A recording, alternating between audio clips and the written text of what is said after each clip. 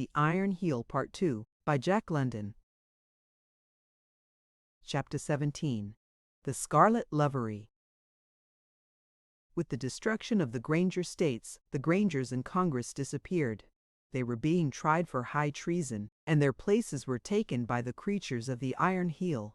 The Socialists were in a pitiful minority, and they knew that their end was near. Congress and the Senate were empty pretenses, farces. Public questions were gravely debated and passed upon according to the old forms, while in reality all that was done was to give the stamp of constitutional procedure to the mandates of the oligarchy. Ernest was in the thick of the fight when the end came. It was in the debate on the bill to assist the unemployed.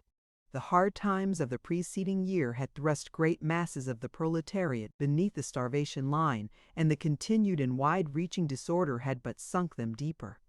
Millions of people were starving, while the oligarchs and their supporters were surfeiting on the surplus. One. We called these wretched people the people of the abyss, too, and it was to alleviate their awful suffering that the socialists had introduced the unemployed bill. But this was not to the fancy of the Iron Heel. In its own way, it was preparing to set these millions to work, but the way was not our way. Wherefore it had issued its orders that our bill should be voted down. Ernest and his fellows knew that their effort was futile, but they were tired of the suspense. They wanted something to happen. They were accomplishing nothing, and the best they hoped for was the putting of an end to the legislative farce in which they were unwilling players. They knew not what end would come, but they never anticipated a more disastrous end than the one that did come. The same conditions obtained in the 19th century AD under British rule in India. The natives died of starvation by the million, while their rulers robbed them of the fruits of their toil and expended it on magnificent pageants and mumbo-jumbo fooleries. Perforce, in this enlightened age, we have much to blush for in the acts of our ancestors. Our only consolation is philosophic. We must accept the capitalistic stage in social evolution as about on a par with the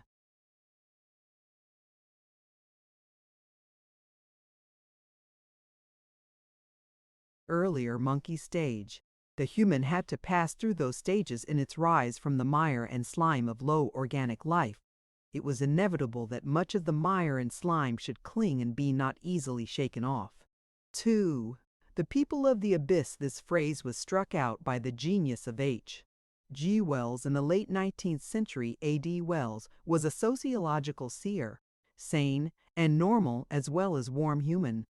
Many fragments of his work have come down to us, while two of his greatest achievements, Anticipations and Mankind in the Making, have come down intact. Before the oligarchs and before Everhard, Wells speculated upon the building of the wonder cities, though in his writings they are referred to as pleasure cities. I sat in the gallery that day. We all knew that something terrible was imminent. It was in the air, and its presence was made visible by the armed soldiers drawn up in lines in the corridors and by the officers grouped in the entrances to the house itself. The oligarchy was about to strike. Ernest was speaking. He was describing the sufferings of the unemployed, as if with the wild idea of in some way touching their hearts and consciences. But the Republican and Democratic members sneered and jeered at him, and there was uproar and confusion. Ernest abruptly changed front. "I know nothing that I may say can influence you," he said. "You have no souls to be influenced. You are spineless, flaccid things. You pompously call yourselves Republicans and Democrats. There is no Republican Party. There is no Democratic Party. There are no Republicans nor Democrats in this House. You are lick-spittlers and panderers, the creatures of the plutocracy. You talk verbosely in antiquated terminology of your love of liberty, and all the while you wear the scarlet livery of the Iron Heel." Here the shouting and the cries of "Order! Order!" drowned his voice, and he stood disdainfully till the din had somewhat subsided. He waved his hand to include all of them, turned to his own comrades, and said, "Listen to the bellowing of the well-fed beasts. Pandemonium broke out again. The speaker rapped for order and glanced expectantly at the officers in the doorways. There were cries of "sedition," and a great, rotund New York member began shouting "anarchist" at Ernest. And Ernest was not pleasant to look at. Every fighting fiber of him was quivering, and his face was the face of a fighting animal. Withal, he was cool and collected. "Remember," he said, in a voice that made itself heard above the din, "that as you show mercy now to the proletariat, some day will that same proletariat show mercy to you." The cries of "sedition" and "anarchist" redoubled.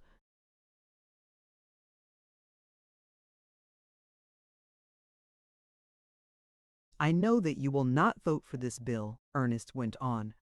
"You have received the command from your masters to vote against it. And yet you call me anarchist, you who have destroyed the government of the people, and who shamelessly flaunt your scarlet shame in public places, call me anarchist. I do not believe in hell, fire, and brimstone, but in moments like this I regret my unbelief. Nay, in moments like this I almost do believe. Surely there must be a hell, for in no less place could it be possible for you to receive punishment adequate to your crimes. So long as you exist, there is a vital need for hell, fire in the cosmos." There was movement in the doorways. Ernest, the speaker, all the members turned to see. "Why do you not call your soldiers in, Mr. Speaker, and bid them do their work?" Ernest demanded. "They should carry out your plan with expedition." "There are other plans afoot," was the retort. "That is why the soldiers are."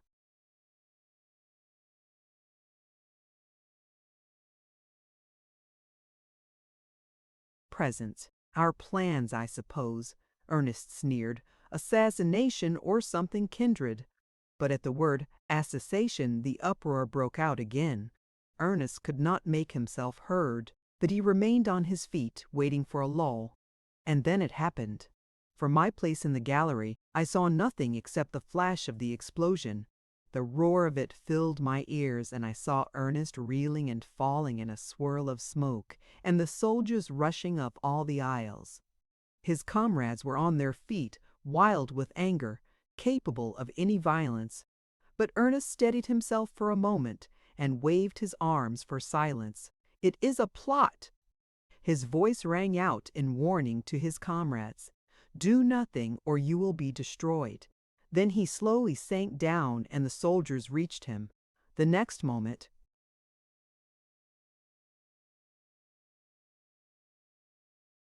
soldiers were clearing the galleries, and I saw no more. Though he was my husband, I was not permitted to get to him. When I announced who I was promptly placed under arrest. And at the same time were arrested all socialist congressmen in Washington, including the unfortunate Simpson, who lay ill with typhoid fever in his hotel.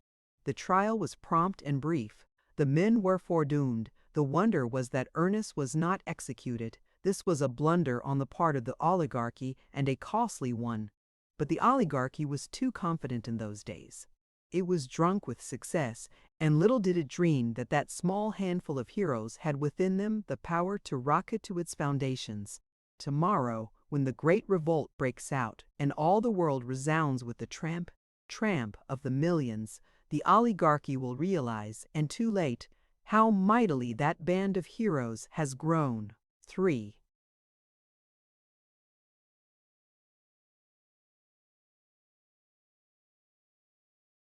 3. Avis Everhard took for granted that her narrative would be read in her own day, and so omits to mention the outcome of the trial for high treason. Many other similar disconcerting omissions will be noticed in the manuscript. 52 socialist congressmen were tried, and all were found guilty. Strange to relate, not one received the death sentence. Everhard and 11 others, among whom were Theodore Donaldson and Matthew Kent, received life imprisonment. The remaining 40 received sentences varying from 30 to 45 years, while Arthur Simpson, referred to in the manuscript as being ill of typhoid fever at the time of the explosion, received only 15 years. It is the tradition that he died of starvation and solitary confinement, and this harsh treatment is explained as having been caused by his uncompromising stubbornness and his fiery and tactless hatred for all men that served the despotism. He died in Cabañas in Cuba, where 3 of his comrades were also confined. The 52 socialist congressmen were confined in military.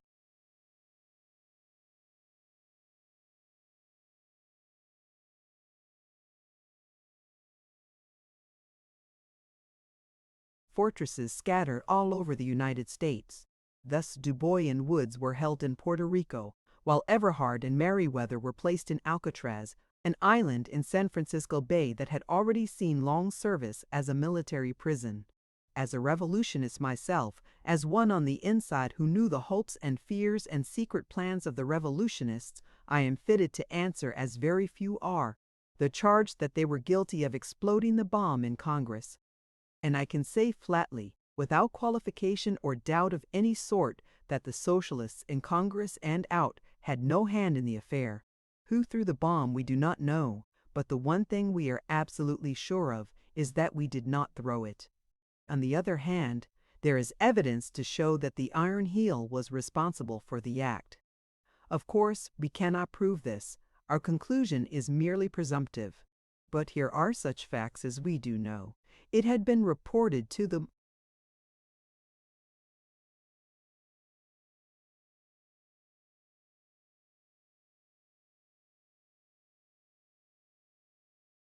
Speaker of the House by Secret Service agents of the government that the socialist congressmen were about to resort to terroristic tactics and that they had decided upon the day when their tactics would go into effect. This day was the very day of the explosion, wherefore the Capitol had been packed with troops in anticipation. Since we knew nothing about the bomb, and since a bomb actually was exploded, and since the authorities had prepared in advance for the explosion, it is only fair to conclude that the Iron Heel did know. Furthermore, we charge that the Iron Heel was guilty of the outrage, and that the Iron Heel planned and perpetrated the outrage for the purpose of foisting the guilt on our shoulders, and so bringing about our destruction.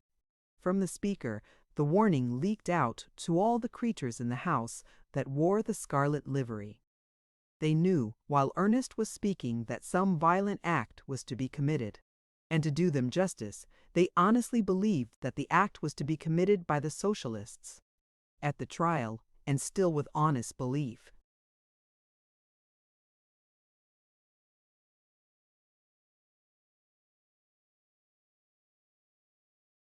several testified to having seen Ernest prepare to throw the bomb, and that it exploded prematurely. Of course, they saw nothing of the sort. In the fevered imagination of fear, they thought they saw. That was all. As Ernest said at the trial, "Does it stand to reason, if I were going to throw a bomb, that I should elect to throw a feeble little squib like the one that was thrown? There wasn't enough powder in it. It made a lot of smoke, but hurt no one except me. It exploded right at my feet, and yet it did not kill me. Believe me, when I get to throwing bombs, I'll do damage. There'll be more than smoke in my petards."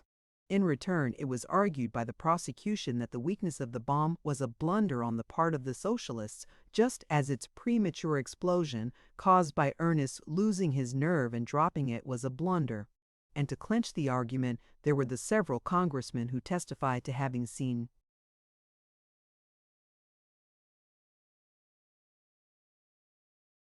Ernest fumble and drop the bomb.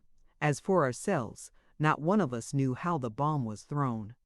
Ernest told me that the fraction of an instant before it exploded, he both heard and saw it strike at his feet. He testified to this at the trial, but no one believed him. Besides, the whole thing, in popular slang, was cooked up.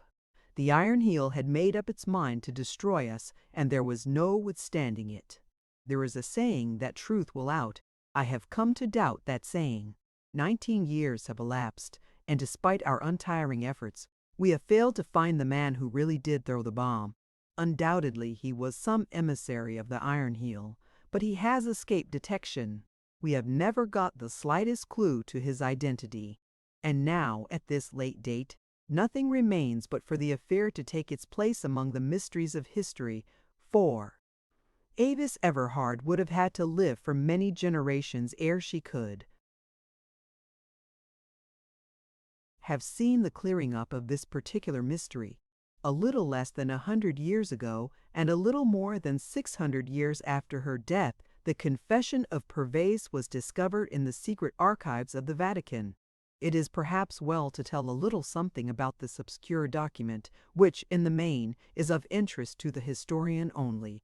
Pierre Weiss was an American of French descent who in 1913 AD was lying in the Tombs prison, New York City, awaiting trial for murder. From his confession we learn that he was not a criminal. He was warm-blooded, passionate, emotional. In an insane fit of jealousy, he killed his wife, a very common act in those times. Pervase was mastered by the fear of death, all of which is recounted at length in his confession. To escape death he would have done anything, and the police agents prepared him by assuring him that he could not possibly escape conviction of murder in the first degree when his trial came off. In those days, murder in the first degree was a capital offense. The guilty man or woman was placed in a specially constructed death chair and, under the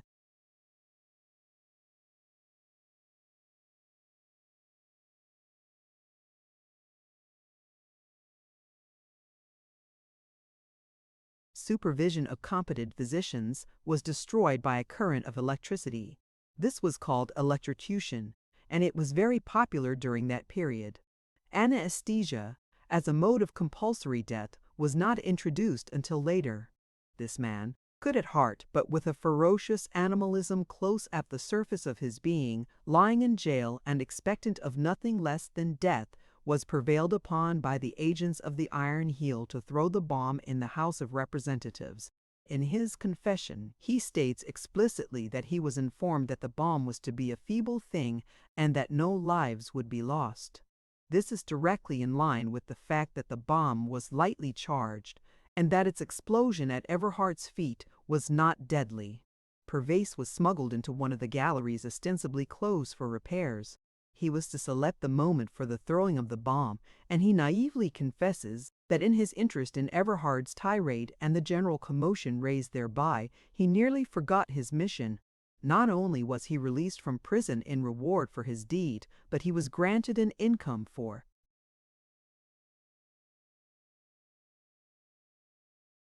life. This he did not long enjoy. In 1914 AD, in September, he was stricken with rheumatism of the heart and lived for 3 days. It was then that he sent for the Catholic priest, Father Peter Durbin, and to him made confession. So important did it seem to the priest that he had the confession taken down in writing and sworn to. What happened after this we can only surmise. The document was certainly important enough to find its way to Rome. Powerful influences must have been brought to bear, hence its suppression. For centuries, no hint of its existence reached the world. It was not until in the last century that Lorbia, the brilliant Italian scholar, stumbled upon it quite by chance during his researches in the Vatican. There is today no doubt whatever that the Iron Heel was responsible for the bomb that exploded in the House of Representatives in 1913 AD. Even though the Pervase confession had never come to light, no reasonable doubt could obtain, for the act in question, that sent 52 congressmen to prison, was on a par with countless other acts committed by the oligarchs, and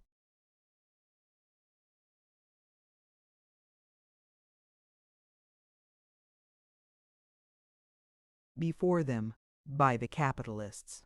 There is the classic instance of the ferocious and wanton judicial murder of the innocent and so-called Haymarket anarchists in Chicago in the penultimate decade of the 19th century AD. In a category by itself is the deliberate burning and destruction of capitalist property by the capitalists themselves. For such destruction of property innocent men were frequently punished, railroaded in the parlance of the times. In the labor troubles of the first decade of the 20th century AD, between the capitalists and the Western Federation of Miners, similar but more bloody tactics were employed. The railroad station at Independence was blown up by the agents of the capitalists. 13 men were killed and many more were wounded. And then the capitalists, controlling the legislative and judicial machinery of the state of Colorado, charged the miners with the crime and came very near to convicting them. Romanes, one of the tools in this affair, like Pervez, was lying in jail in another state, Kansas, awaiting trial when he was approached by the agents of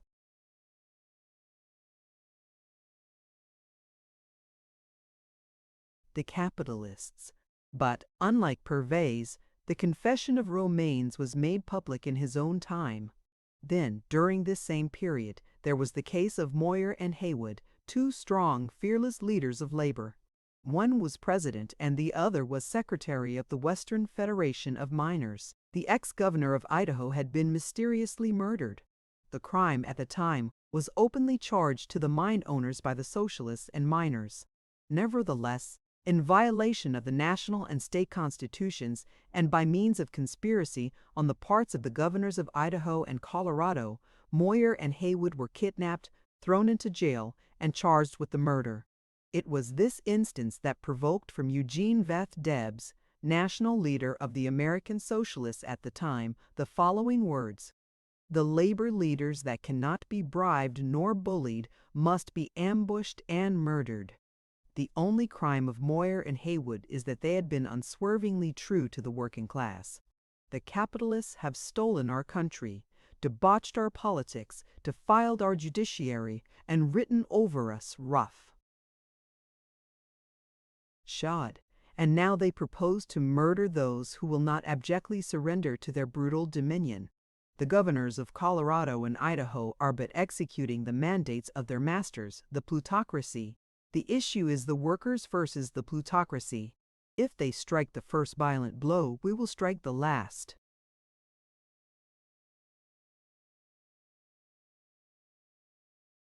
Chapter 18. I'm the shadow of Sonoma. Of myself, during this period, there is not much to say. For 6 months I was kept in prison, though charged with no crime. I was a suspect, a word of fear that all revolutionists were soon to come to know. But our own nascent secret service was beginning to work. By the end of my 2nd month in prison, one of the jailers made himself known as a revolutionist in touch with the organization. Several weeks later, Joseph Parkhurst, the prison doctor who had just been appointed, proved himself to be a member of one of the fighting groups. Thus, throughout the organization of the oligarchy, our own organization, web-like and spidery, was insinuating itself. And so I was kept in touch with all that was happening in the world without, and furthermore, every one of our imprisoned leaders was in contact with brave comrades who masqueraded in the livery of the Iron Heel. Though Ernest lay in prison 3,000 miles away, on the Pacific coast, I was in unbroken communication with him, and our letters passed regularly back and forth.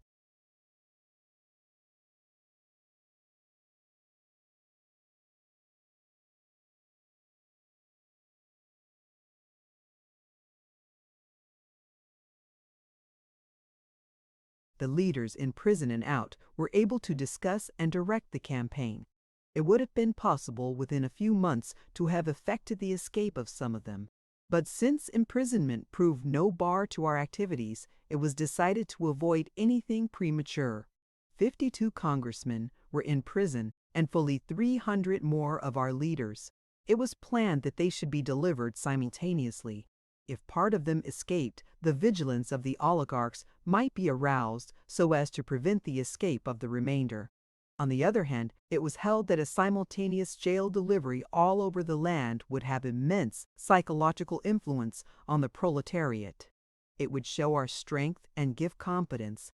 So it was arranged, when I was released at the end of 6 months, that I was to disappear and prepare a secure hiding place for Ernest. To disappear was in itself no easy thing. No sooner did I get my freedom than my footsteps began to be dogged by the spies of the Iron Heel. It was necessary that they should be thrown.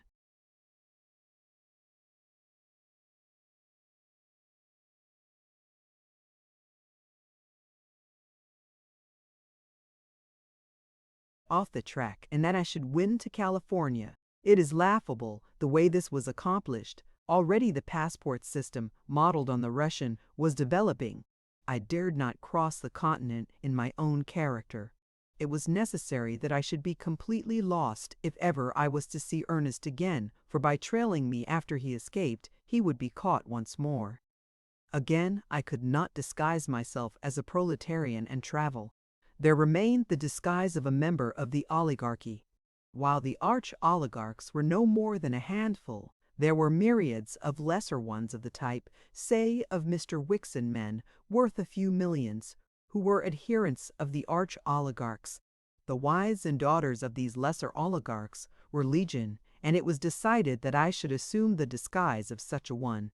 A few years later this would have been impossible, because the passport system was to become so perfect that no man, woman, nor child in all the land was unregistered and unaccounted for in his or her movements.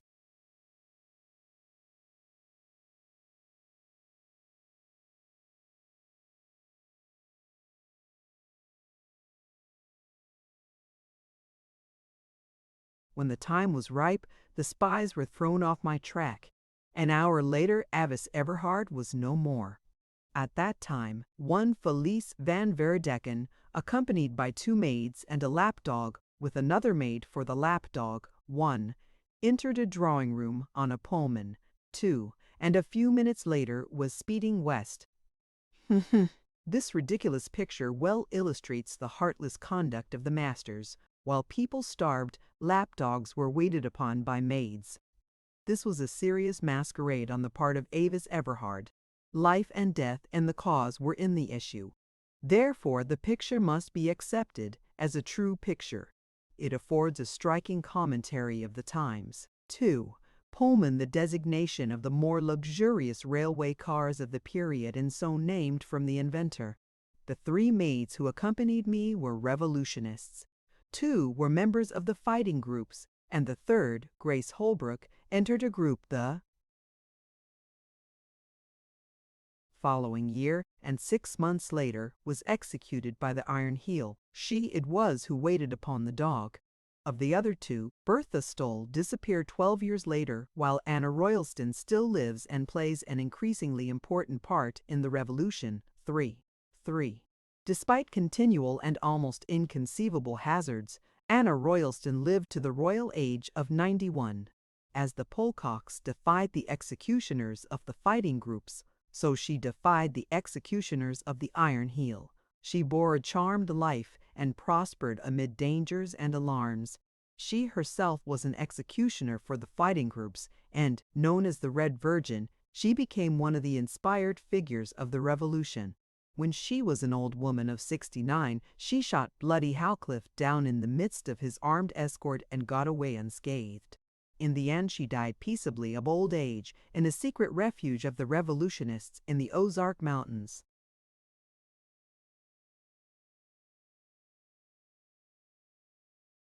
With that adventure we crossed the United States to California. When the train stopped at 16th Street Station in Oakland, we alighted, and there Felice Van Verdecken, with her 2 maids, her lapdog, and her lapdog's maid, disappeared forever. The maids, guided by trusty comrades, were led away. Other comrades took charge of me. Within half an hour after leaving the train, I was on board a small fishing boat and out on the waters of San Francisco Bay. The winds baffled, and we drifted aimlessly the greater part of the night. But I saw the lights of Alcatraz where Ernest lay, and found comfort in the thought of nearness to him. By dawn, what with the rowing of the fishermen, we made the Marin Islands. Here we lay in hiding all day, and on the following night, swept on by a flood tide and a fresh wind, we crossed San Pablo Bay in 2 hours and ran up Petaluma Creek. Here horses were ready, and another comrade, and without delay we were away through the starlight. To the north I could see the loom of Sonoma Mountain.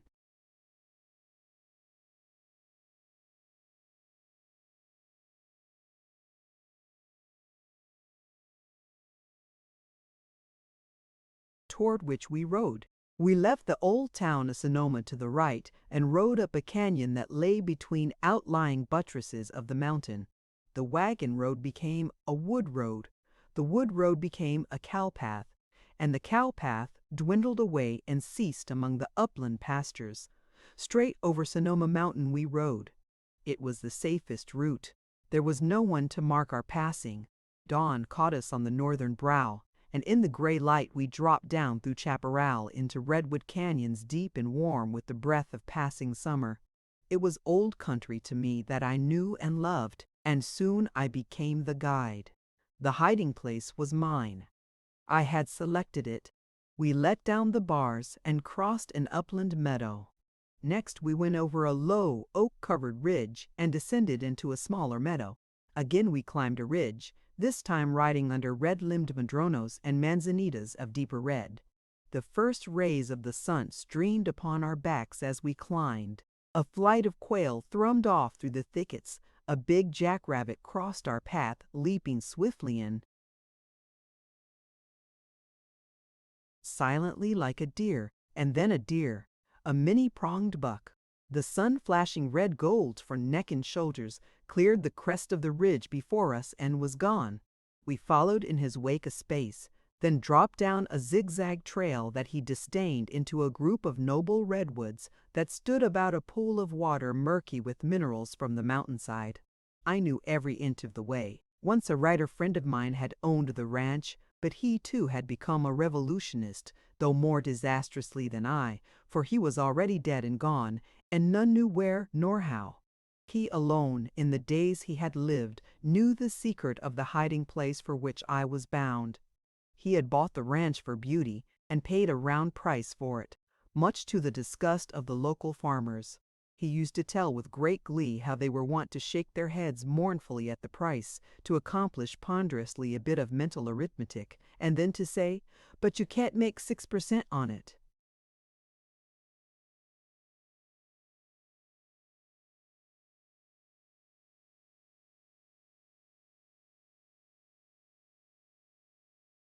But he was dead now, nor did the ranch descend to his children.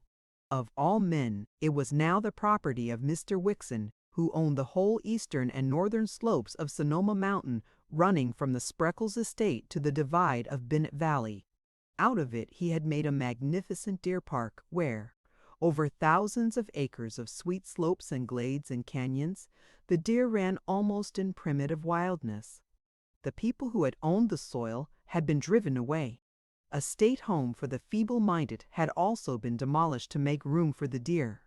To cap it all, Wixon's hunting lodge was a quarter of a mile from my hiding place. This, instead of being a danger, was an added security. We were sheltered under the very aegis of one of the minor oligarchs.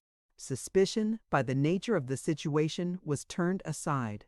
The last place in the world the spies of the Iron Heel would dream of looking for me, and for Ernest when he joined me, was Wixon's deer park.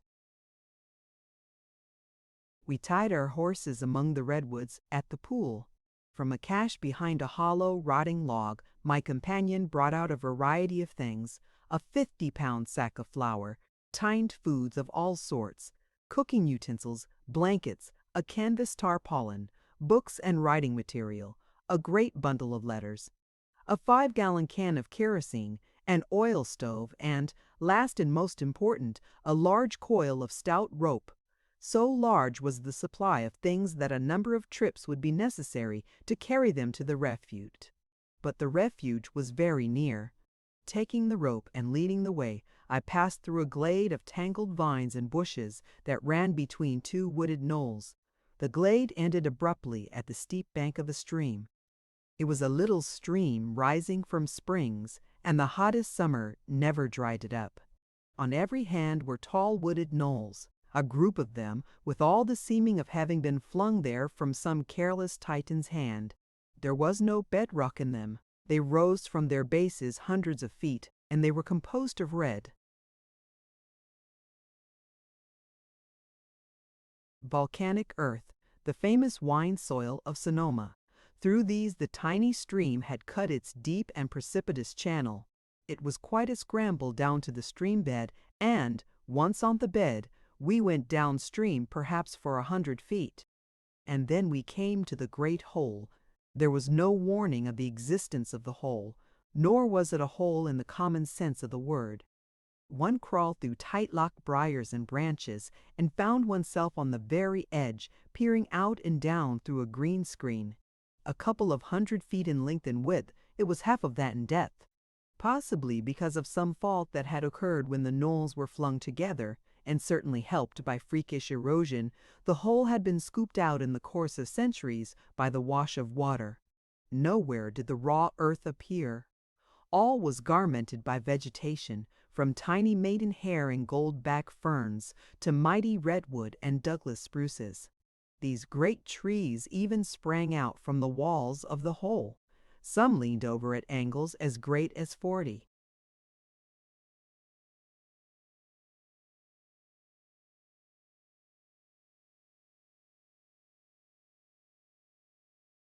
5 degrees, though the majority towered straight up from the soft and almost perpendicular earth walls.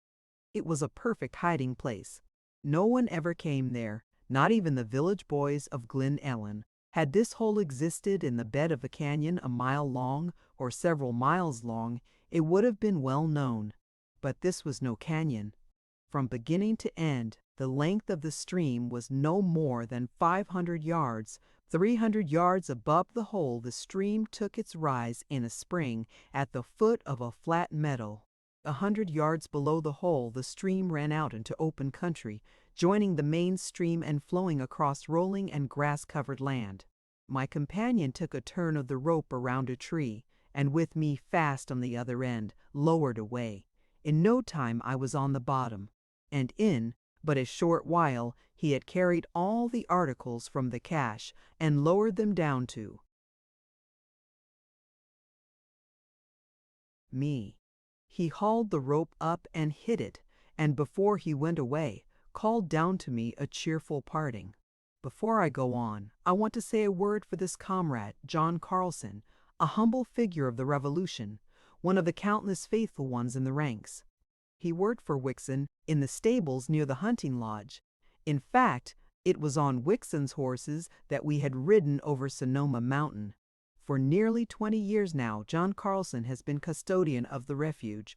No thought of disloyalty, I am sure, has ever entered his mind during all that time. To betray his trust would have been in his mind a thing undreamed. He was phlegmatic, stolid to such a degree that one could not but wonder how the revolution had any meaning to him at all. And yet love of freedom glowed somberly and steadily in his dim soul. In ways it was indeed good that he was not flighty and imaginative. He never lost his head. He could obey orders, and he was neither curious nor garrulous. Once I asked how it was that he was a revolutionist. "When I was a young man, I was a soldier," was his answer. "It was in Germany. There all young men must be in the army. So I was in the army. There was another soldier there, a young man too. His father was what you call an agitator, and his father was in jail for lese majesty, what you call speaking the truth about the emperor. And the young man, the son, talked with me much about people and work and the robbery of the people by the capitalists. He made me see things in new ways, and I became a socialist. His talk was very true and good, and I have never forgotten. When I came to the United States, I hunted up the socialists. I became a member of a section that was in the day of the S.L. Baked P. Then later, when the split came, I joined a local of the S.P. I was working in a livery stable in San Francisco then. That was before the earthquake. I have paid my dues for 22 years.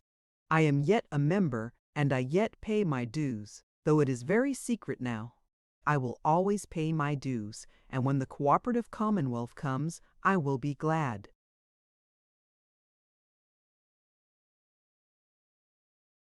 Left to myself, I proceeded to cook breakfast on the oil stove and to prepare my home. Often, in the early morning or in the evening after dark, Carlson would steal down to the refuge and work for a couple of hours. At first my home was the tarpaulin. Later, a small tent was put up, and still later, when we became assured of the perfect security of the place, a small house was erected. This house was completely hidden from any chance eye that might peer down from the edge of the hole. The lush vegetation of that sheltered spot make a natural shield. Also, the house was built against the perpendicular wall, and in the wall itself, shored by strong timbers, well drained and ventilated, we excavated 2 small rooms. Oh, believe me, we had many comforts.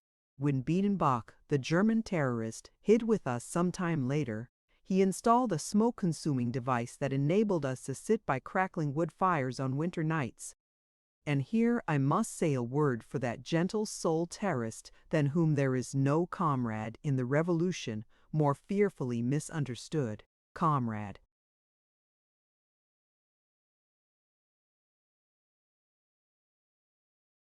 Biedenbach did not betray the cause, nor was he executed by the comrades as is commonly supposed.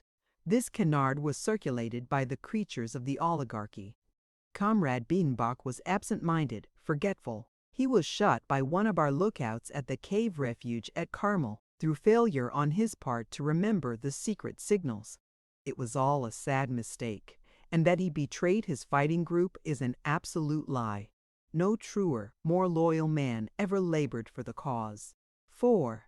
Search as we may through all the material of those times that has come down to us, we can find no clue to the Biedenbach here referred to. No mention is made of him anywhere save in the Everhard manuscript. For 19 years now, the refuge that I selected had been almost continuously occupied, and in all that time, with one exception, it has never been discovered by an outsider. And yet it was only 1/4 of a mile from Wixon's hunting.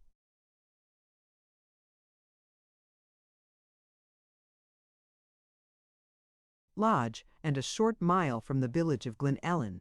I was able always to hear the morning and evening trains arrive and depart, and I used to set my watch by the whistle at the brickyards. 5. The curious traveler will turn south from Glen Ellen. He will find himself on a boulevard that is identical with the old country road 7 centuries ago. 1/4 of a mile from Glen Ellen, after the second bridge is passed, to the right will be noticed a barranca that runs like a scar across the rolling land toward a group of wooded knolls. The barranca is the site of the ancient right-of-way that in the time of private property in land ran across the holding of one Chauvet, a French pioneer of California, who came from his native country in the fabled days of gold.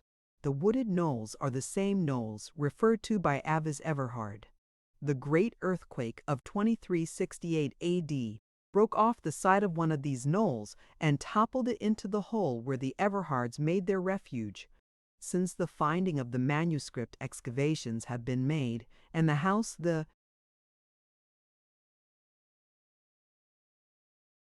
2 cave rooms, and all the accumulated rubbish of long occupancy have been brought to light.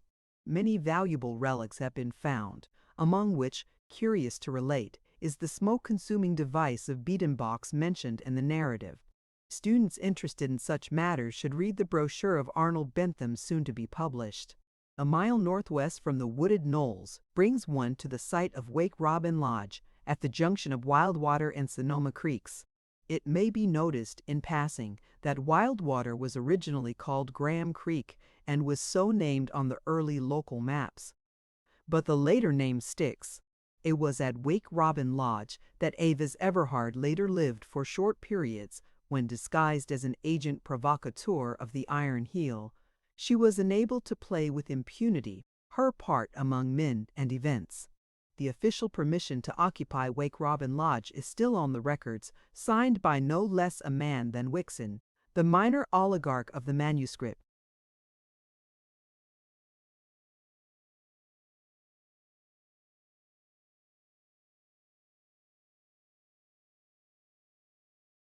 Chapter 19. Transformation.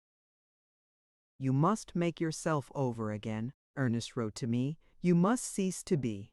You must become another woman, and not merely in the clothes you wear, but inside your skin under the clothes. You must make yourself over again so that even I would not know you. Your voice, your gestures, your mannerisms, your carriage, your walk, everything.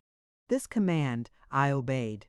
Every day I practiced for hours in burying forever the old Avis Everhard beneath the skin of another woman whom I may call my other self.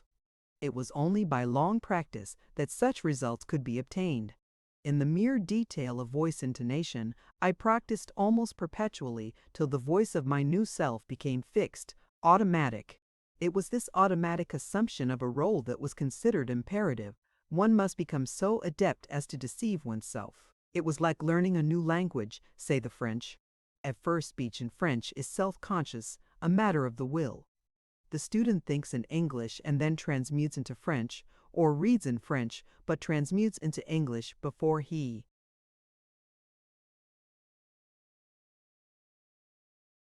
can understand. Then later, becoming firmly grounded, automatic, the student reads, writes, and thinks in French without any recourse to English at all. And so with our disguises. It was necessary for us to practice until our assumed roles became real. Until to be our original selves would require a watchful and strong exercise of will.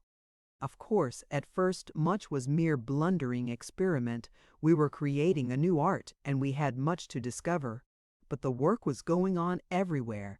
Masters in the art were developing, and a fund of tricks and expedients was being accumulated. This fund became a sort of textbook that was passed on, a part of the curriculum, as it were, of the School of Revolution. Disguise did become a veritable art during that period. The revolutionists maintained schools of acting in all their refuges. They scorned accessories, such as wigs and beards, false eyebrows and such aids of the theatrical actors. The game of revolution was a game of life and death, and mere accessories were traps.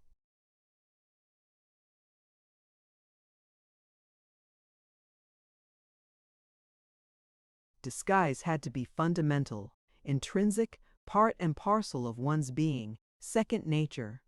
The Red Virgin is reported to have been one of the most adept in the art, to which must be ascribed her long and successful career.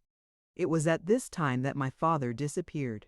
His letters, which had come to me regularly, ceased. He no longer appeared at our Pell Street quarters. Our comrades sought him everywhere. Through our secret service we ransacked every prison in the land, but he was lost as completely as if the earth had swallowed him up, and to this day no clue to his end has been discovered. 2. Disappearance was one of the horrors of the time. As a motif, in song and story, it constantly crops up. It was an inevitable concomitant of the subterranean warfare that raged through those 3 centuries. This phenomenon was almost as common in the oligarch class and the labor castes as it was in the ranks of the revolutionists. Without warning, without trace, men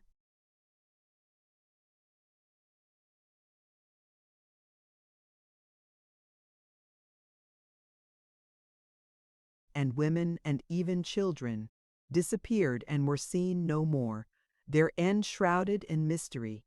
6 lonely months I spent in the refuge, but they were not idle months.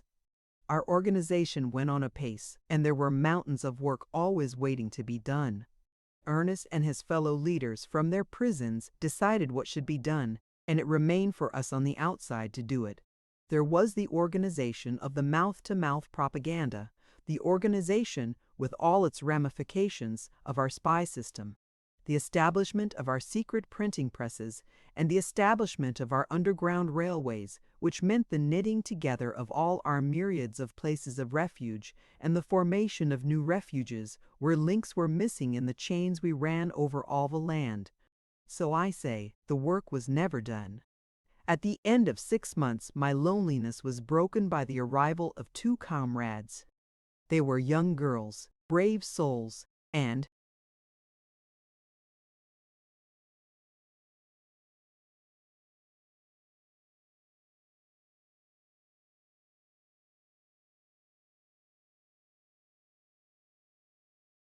passionate lovers of liberty, Laura Peterson, who disappeared in 1922, and Kate Bierce, who later married Dubois, 3, and who is still with us with eyes lifted to tomorrow's sun that heralds in the new age.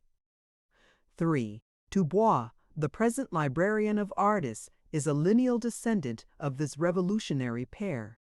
The two girls arrived in a flurry of excitement, danger, and sudden death. In the crew of the fishing boat that conveyed them across San Pablo Bay was a spy.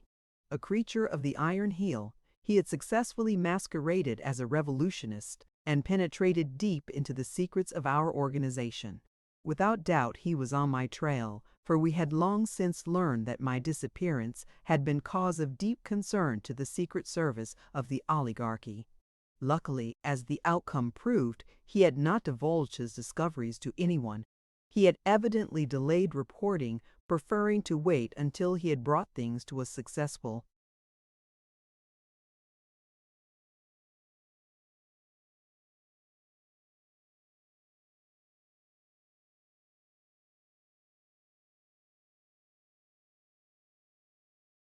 conclusion by discovering my hiding place and capturing me. His information died with him. Under some pretext, after the girls had landed at Petaluma Creek and taken to the horses, he managed to get away from the boat. Partway up Sonoma Mountain, John Carlson let the girls go on, leading his horse while he went back on foot. His suspicions had been aroused. He captured the spy, and as to what then happened, Carlson gave us a fair idea. "I fixed him," was Carlson's unimaginative way of describing the affair.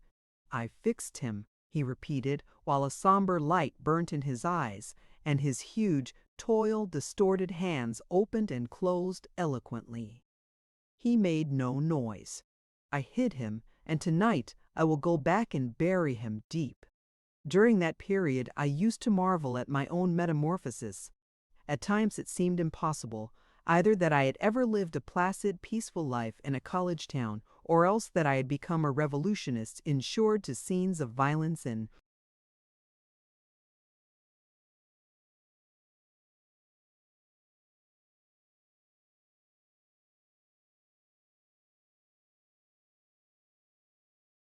death. One or the other could not be. One was real, the other was a dream. But which was which? Was this present life of a revolutionist, hiding in a hole, a nightmare? Or was I a revolutionist who had somewhere, somehow, dreamed that in some former existence I have lived in Berkeley, and never known of life more violent than teas and dances, debating societies, and lecture rooms? But then I suppose this was a common experience of all of us who had rallied under the red banner of the Brotherhood of Man. I often remembered figures from that other life, and, curiously enough, they appeared and disappeared now and again in my new life. There was Bishop Morehouse. In vain we searched for him after our organization had developed. He had been transferred from asylum to asylum. We traced him from the state hospital for the insane at Napa to the one in Stockton, and from there to the one in the Santa Clara Valley called Agnews, and there the trail ceased. There was no record of his death. In some way he must have escaped. Little did I dream of the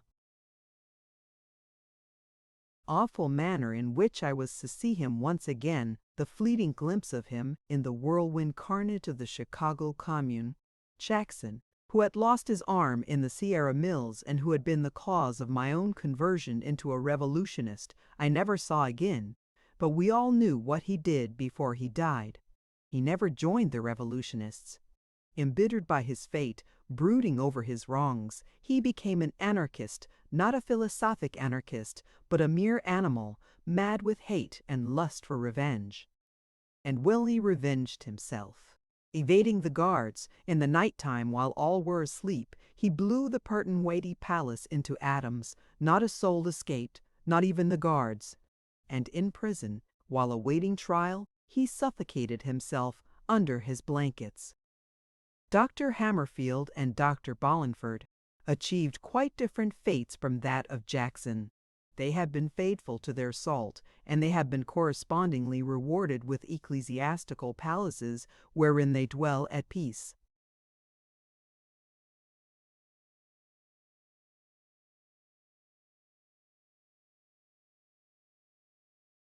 With the world, both are apologists for the oligarchy, both have grown very fat. Dr.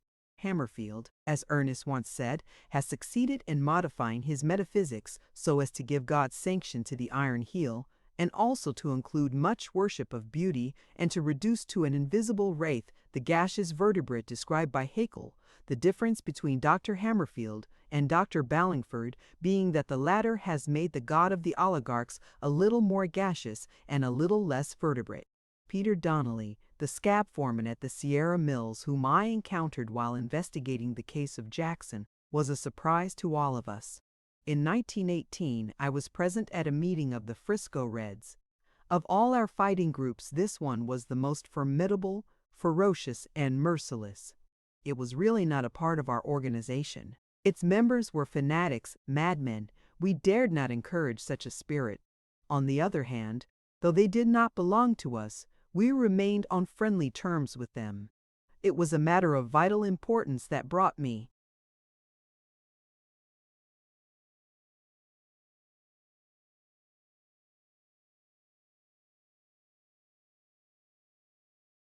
there that night. I, alone in the midst of a score of men, was the only person unmasked. After the business that brought me there was transacted, I was led away by one of them. In a dark passage, this guide struck a match and, holding it close to his face, slipped back his mask. For a moment, I gazed upon the passion-wrought features of Peter Donnelly. Then the match went out.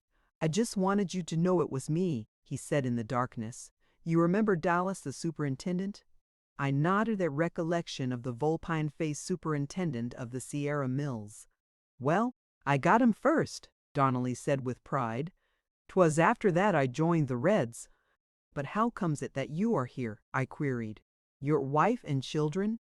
"Dead," he answered. "That's why. No," he went on hastily. "'Tis not revenge for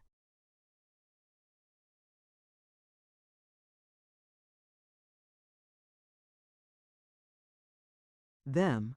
They died easily in their bed sickness, you see, one time and another. They tied my arms while they lived. And now that they're gone, 'tis revenge for my blasted manhood I'm after. I was once Peter Donnelly, the scab foreman, but tonight I'm number 27 of the Frisco Reds. Come on now, and I'll get you out of this." More I heard of him afterward. In his own way, he had told the truth when he said all were dead. But one lived, Timothy, and him his father considered dead because he had taken service with the Iron Heel in the mercenaries. 4. A member of the Fresco Reds pledged himself to 12 annual executions. The penalty for failure was death. A member who failed to complete his number committed suicide. These executions were not haphazard. This group of madmen met frequently and passed wholesale judgments upon offending members and servitors of the oligarchy. The executions were afterward apportioned by lot.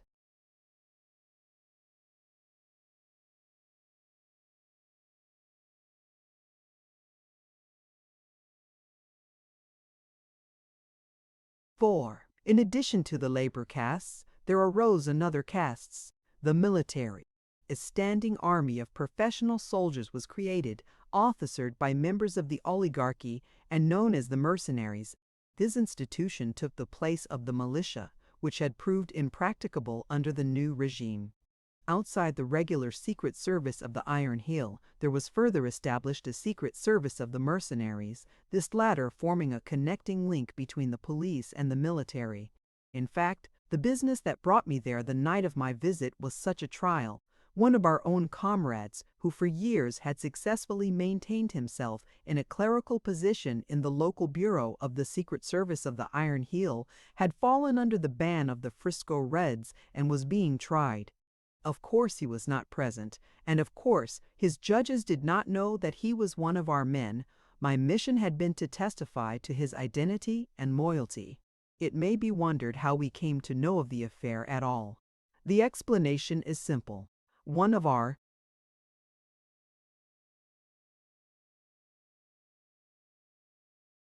secret agents was a member of the Frisco Reds. It was necessary for us to keep an eye on friend as well as foe, and this group of madmen was not too unimportant to escape our surveillance. But to return to Peter Donnelly and his son. All went well with Donnelly until, in the following year, he found among the sheaf of executions that fell to him the name of Timothy Donnelly. Then it was that clannishness, which was his to so extraordinary a degree, asserted itself. To save his son, he betrayed his comrades. In this he was partially blocked, but a dozen of the Frisco Reds were executed, and the group was well nigh destroyed.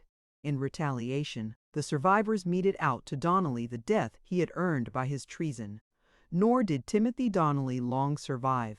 The Frisco Reds pledged themselves to his execution. Every effort was made by the oligarchy to save him. He was transferred from one part of the country to another.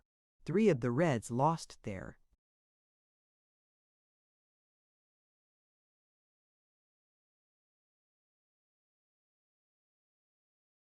Lives in vain efforts to get him. The group was composed only of men. In the end they fell back on a woman, one of our comrades, and none other than Anna Royalston. Our inner circle forbade her, but she had ever a will of her own and disdained discipline. Furthermore, she was a genius and lovable, and we could never discipline her anyway. She is in a class by herself, and not amenable to the ordinary standards of the revolutionists. Despite our refusal to grant permission to do the deed, she went on with it. Now Anna Royalston was a fascinating woman. All she had to do was to beckon a man to her. She broke the hearts of scores of our young comrades, and scores of others she captured, and by their heartstrings led into our organization. Yet she steadfastly refused to marry. She dearly loved children, but she held that a child of her own would claim her from the cause, and that it was the cause to which her life was devoted. It was an easy task for Anna Royalston to win Timothy Donnelly. Her conscience did not trouble her, for at that very time occurred the Nashville massacre, when the mercenaries, Donnelly in command, literally murdered 800 weavers of that city. But she did not kill Donnelly. She turned him over, a prisoner, to the Frisco Reds. This happened only last year, and now she had been renamed. The revolutionists everywhere are calling her the Red Virgin 5. It was not until the second revolt was crushed that the Frisco Reds flourished again, and for 2 generations the group flourished. Then an agent of the Iron Heel managed to become a member, penetrated all its secrets, and brought about its total annihilation. This occurred in 2002 AD. The members were executed one at a time at intervals of 3 weeks, and their bodies exposed in the labor ghetto of San Francisco.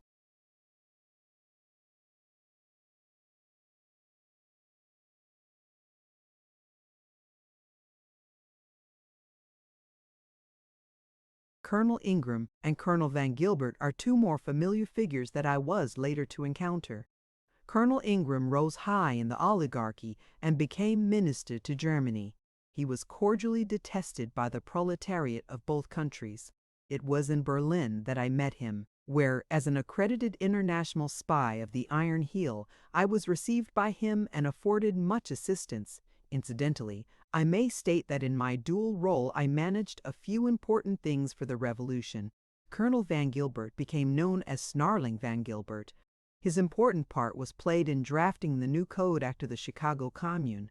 But before that, as trial judge, he had earned sentence of death by his fiendish malignancy. I was one of those that tried him and passed sentence upon him. Anna Royalston carried out the execution. Still another figure arises out of the old life, Jackson's lawyer. Least of all Wood.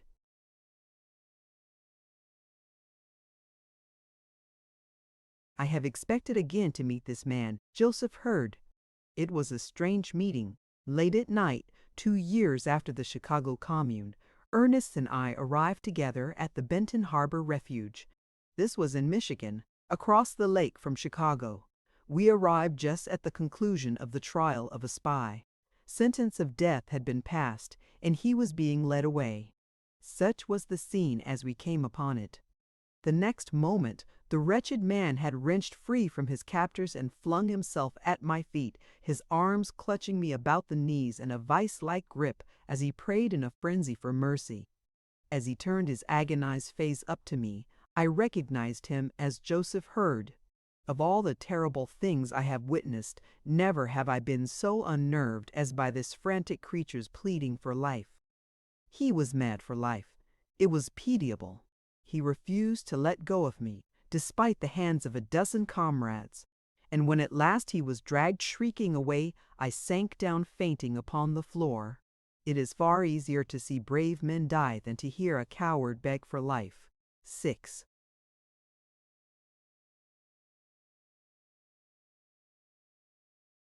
6. The Benton Harbor Refuge was a catacomb, the entrance of which was cunningly contrived by way of a well. It has been maintained in a fair state of preservation, and the curious visitor may today tread its labyrinths to the Assembly Hall, where, without doubt, occurred the scene described by Avis Everhard. Farther on are the cells where the prisoners were confined, and the death chamber where the executions took place. Beyond is the cemetery, long, winding galleries hewn out of the solid rock, with recesses on either hand, wherein, tier above tier, lie the revolutionists, just as they were laid away by their comrades long years agone.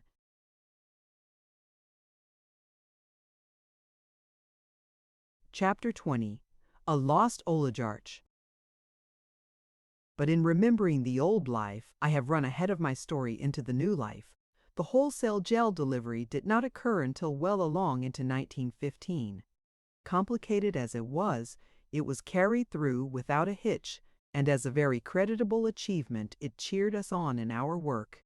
From Cuba to California, out of scores of jails, military prisons, and fortresses, in a single night, we delivered 51 of our 52 congressmen, and in addition over 300 other leaders. There was not a single instance of miscarriage. Not only did they escape, but every one of them won to the refuges as planned. The one comrade congressman we did not get was Arthur Simpson, and he had already died in Comines after cruel tortures. The 18 months that followed was perhaps the happiest of my life with Ernest. During that time we were never apart. Later, when we went back into the world, we were separated much. Not more impatiently do I await the flame of tomorrow's revolt than did I that night await the coming of Ernest. I had not seen him for so long, and the thought of a possible hitch or error in our plans that would keep him still in his island prison almost drove me mad. The hours passed like ages. I was all alone. Biedenbach and 3 young men who had been living in the refuge were out and over the mountain, heavily armed and prepared for anything. The refuges all over the land were quite empty, I imagined, of comrades that night. Just as the sky paled with the first warning of dawn, I heard the signal from above and gave the answer. In the darkness I almost embraced Biedenbach, who came down first, but the next moment I was in Ernest's arms, and in that moment, so complete had been my transformation, I discovered it was only by an effort of will that I could be the old Avis Everhard, with the old mannerisms and smiles, phrases and intonations of voice.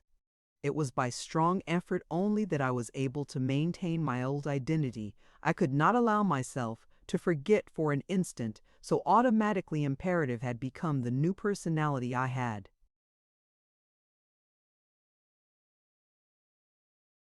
Created. Once inside the little cabin, I saw Ernest's face in the light.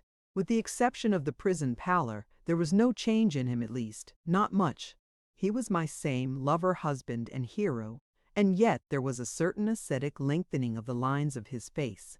But he could well stand it, for it seemed to add a certain nobility of refinement to the riotous excess of life that had always marked his features. He might have been a trifle graver than of yore, but the glint of laughter still was in his eyes. He was 20 pounds lighter, but in splendid physical condition. He had kept up exercise during the whole period of confinement, and his muscles were like iron. In truth, he was in better condition than when he had entered prison. Hours passed before his head touched pillow, and I had soothed him off to sleep. But there was no sleep for me. I was too happy, and the fatigue of jail-breaking and riding horseback had not been mine.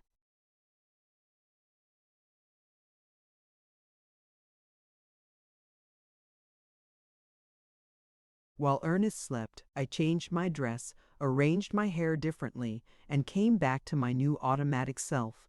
Then, when Biedenbach and the other comrades awoke, with their aid I concocted a little conspiracy. All was ready, and we were in the cave room that served for kitchen and dining room when Ernest opened the door and entered. At that moment Biedenbach addressed me as Mary, and I turned and answered him. Then I glanced at Ernest with curious interest, such as any young comrade might betray on seeing for the first time so noted a hero of the Revolution. But Ernest's glance took me in and questioned impatiently passed in around the room. The next moment I was being introduced to him as Mary Holmes. To complete the deception, an extra plate was laid, and when we sat down to table one chair was not occupied. I could have cried with joy as I noted Ernest's increasing uneasiness and impatience. Finally, he could stand it no longer. "Where's my wife?" he demanded bluntly. "She is still asleep," I answered. It was the crucial moment, but my voice was a strange voice, and in it he recognized nothing familiar. The meal went on. I talked a great deal and enthusiastically as a hero worshipper might talk, and it was obvious that he was my hero.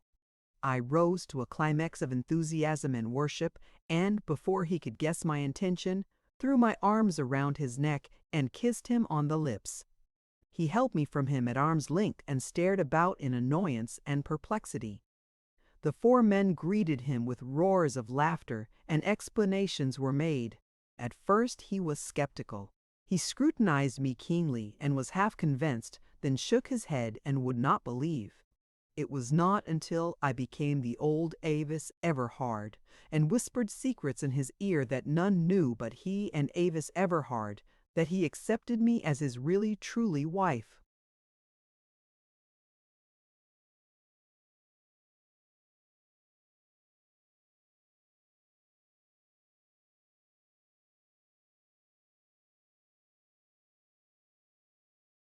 It was later in the day that he took me in his arms, manifesting great embarrassment and claiming polygamous emotions. "You are my Avis," he said, "and you are also someone else. You are two women, and therefore you are my harem. At any rate, we are safe now. If the United States becomes too hot for us, why, I have qualified for citizenship in Turkey. 1. At that time, polygamy was still practiced in Turkey.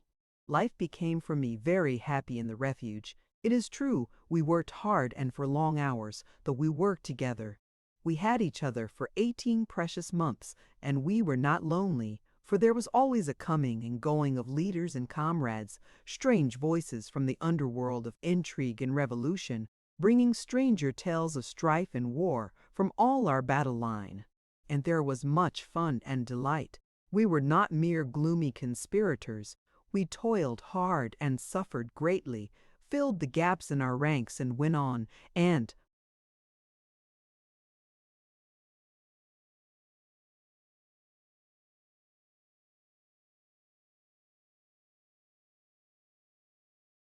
through all the labor and the play and interplay of life and death, we found time to laugh and love. There were artists, scientists, scholars, musicians, and poets among us, and in that hole in the ground, culture was higher and finer than in the palaces of wonder cities of the oligarchs. In truth, many of our comrades toiled at making beautiful those same palaces and wonder cities. 2. This is not braggadocio on the part of Avis Everhard. The flower of the artistic and intellectual world were revolutionists.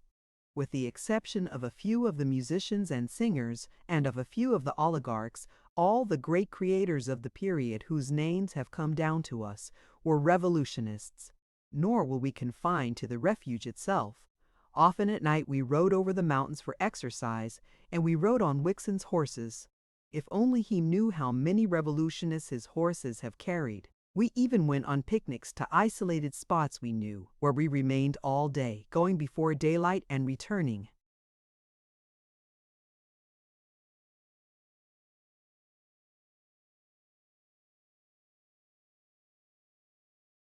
After dark, also we used Wixon's cream and butter, 3. And Ernest was not above shooting Wixon's quail and rabbits and, on occasion, his young bucks. Even as late as that period, cream and butter were still crudely extracted from cow's milk. The laboratory preparation of foods had not yet begun. Indeed, it was a safe refuge. I have said that it was discovered only once, and this brings me to the clearing up of the mystery of the disappearance of young Wixon. Now that he is dead, I am free to speak. There was a nook on the bottom of the great hole where the sun shone for several hours and which was hidden from above. Here we had carried many loads of gravel from the creek bed, so that it was dry and warm, a pleasant basking place. And here, one afternoon, I was drowsing, half asleep, over a volume of Mendenhall, for I was so comfortable and secure that even his flaming lyrics failed to stir me. For in all the extant literature and documents of that period continual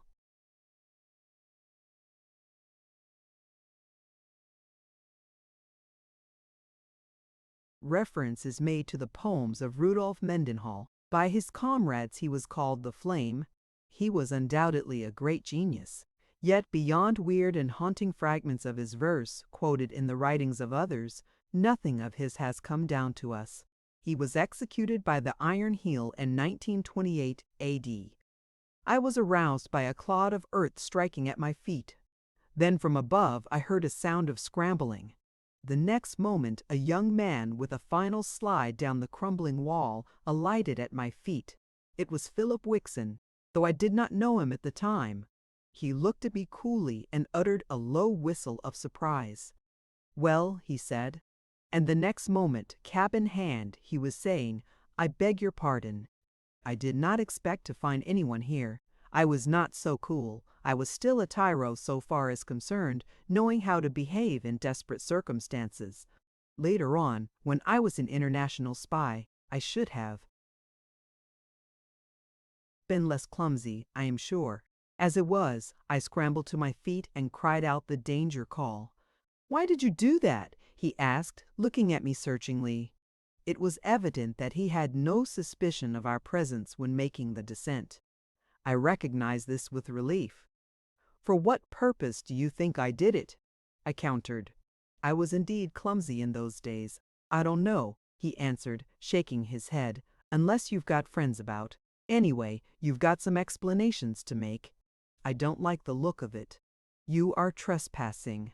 This is my father's land." And but at that moment, Biedenbach, ever polite and gentle, said from behind him in a low voice, "Hands up, my young sir."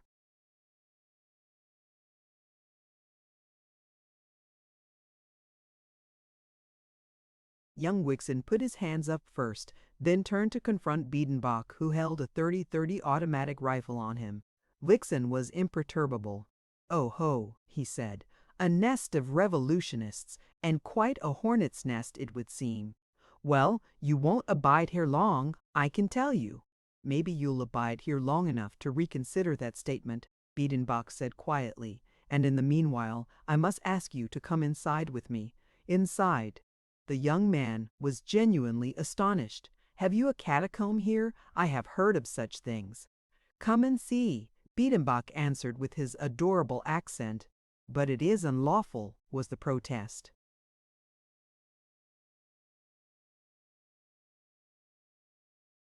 "Yes, by your law," the terrorist replied significantly.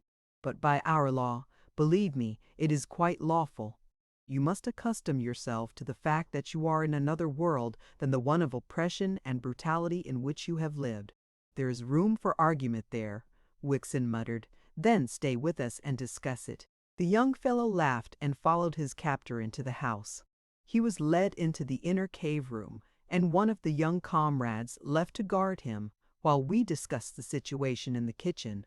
Biedenbach, with tears in his eyes, held that Wixon must die, and was quite relieved when we outvoted him and his horrible proposition. On the other hand, we could not dream of allowing the young oligarch to depart. "I'll tell you what to do," Ernest said. "We'll keep him and give him in."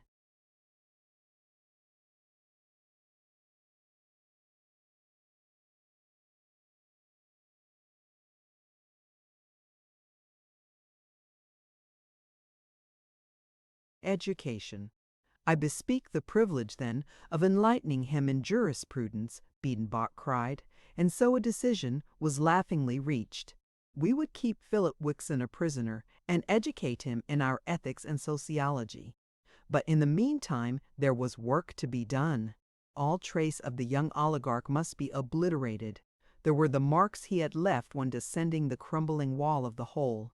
This task fell to Biedenbach, and, slung on a rope from above, he toiled cunningly for the rest of the day till no sign remained. Back up the canyon from the lip of the hole, all marks were likewise removed. Then, at twilight, came John Carlson, who demanded Wickson's shoes. The young man did not want to give up his shoes, and even offered to fight for them till he felt the horseshoer's strength in Ernest's hands. Carlson afterward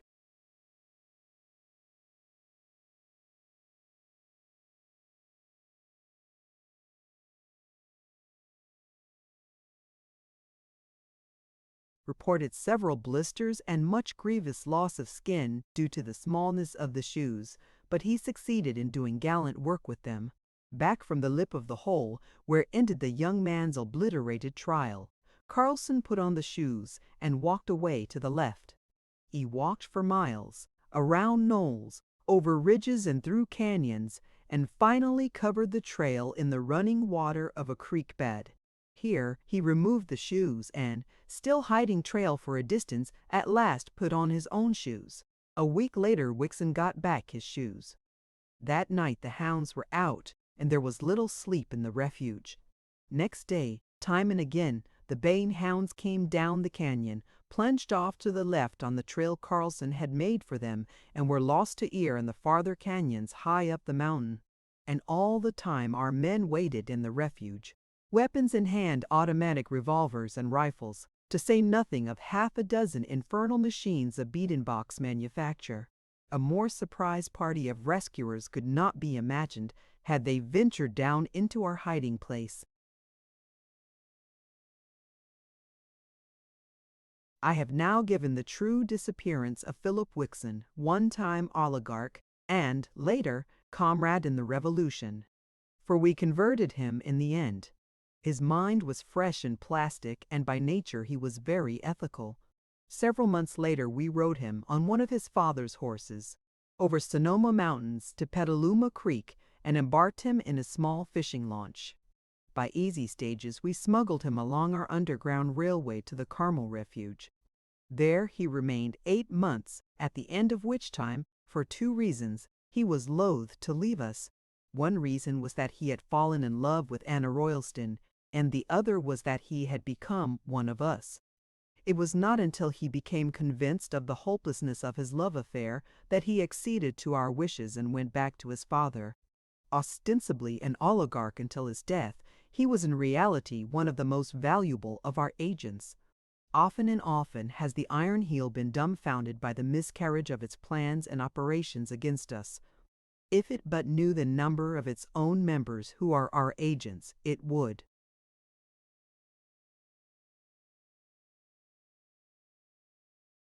Understand, young Wickson never wavered in his loyalty to the cause. In truth, his very death was incurred by his devotion to duty. In the great storm of 1927, while attending a meeting of our leaders, he contracted the pneumonia of which he died. 5. The case of this young man was not unusual.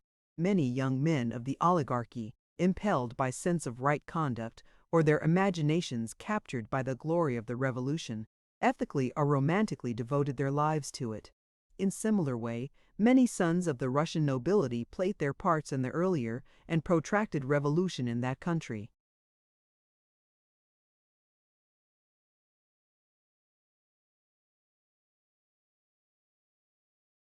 Chapter 21. The Rohrenabysmal Beast. During the long period of our stay in the refuge, we were kept closely in touch with what was happening in the world without, and we were learning thoroughly the strength of the oligarchy with which we were at war. Out of the flux of transition, the new institutions were forming more definitely and taking on the appearance and attributes of permanence. The oligarchs had succeeded in devising a governmental machine, as intricate as it was vast, that worked, and this despite all our efforts to clog and hamper.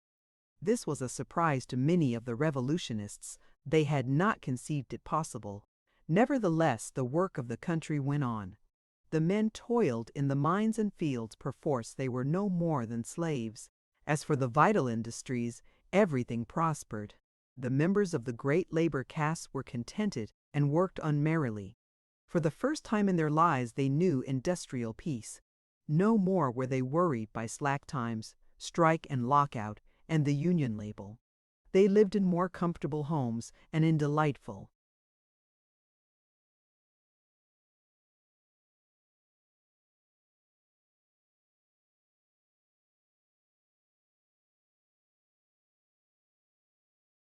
cities of their own, delightful compared with the slums and ghettos in which they had formerly dwelt.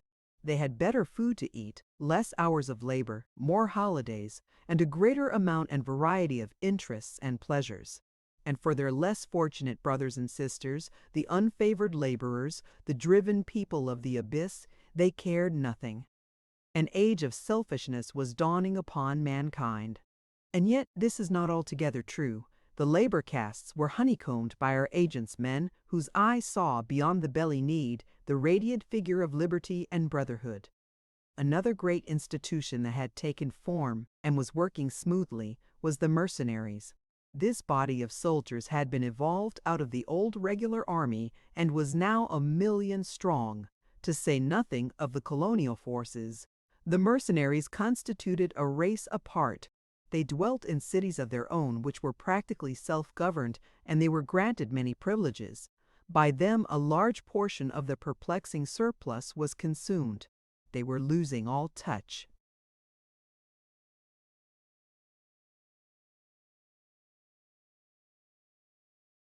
and sympathy with the rest of the people and, in fact, were developing their own class morality and consciousness.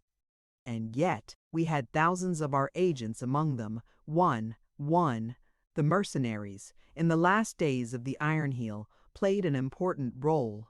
They constituted the balance of power in the struggles between the labor castes and the oligarchs, and now to one side, and now to the other, threw their strength according to the play of intrigue and conspiracy.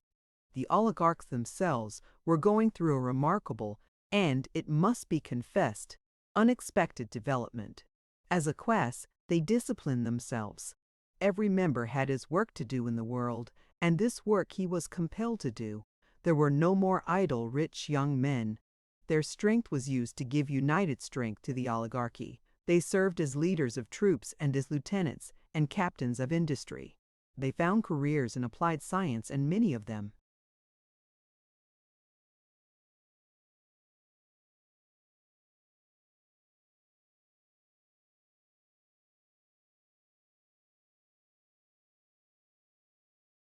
became great engineers. They went into the multitudinous divisions of the government, took service in the colonial possessions, and by tens of thousands went into the various secret services. They were, I may say, apprenticed to education, to art, to the church, to science, to literature, and in those fields they served the important function of molding the thought processes of the nation in the direction of the perpetuity of the oligarchy. They were taught, and later they in turn taught, that what they were doing was right. They assimilated the aristocratic idea from the moment they began, as children, to receive impressions of the world. The aristocratic idea was woven into the making of them until it became bone of them and flesh of them. They looked upon themselves as wild animal trainers, rulers of beasts. From beneath their feet rose always the subterranean rumbles of revolt. Violent death ever stalked in their midst. Bomb and knife and bullet were looked upon as so many fangs of the roaring abysmal beast they must dominate if humanity were to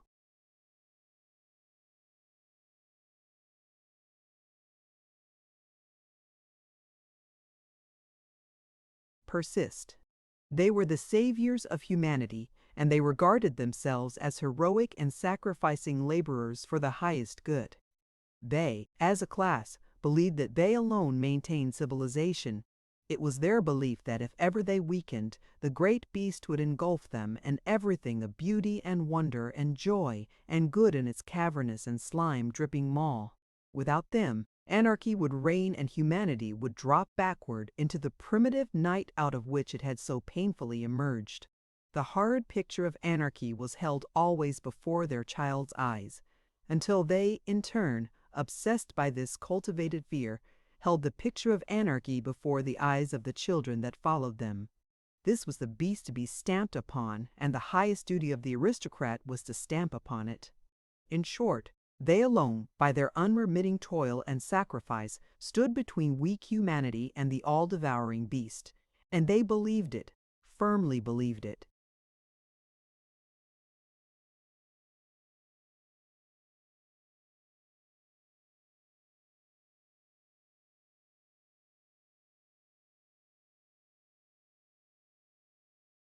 I cannot lay too great stress upon this high ethical righteousness of the whole oligarch class.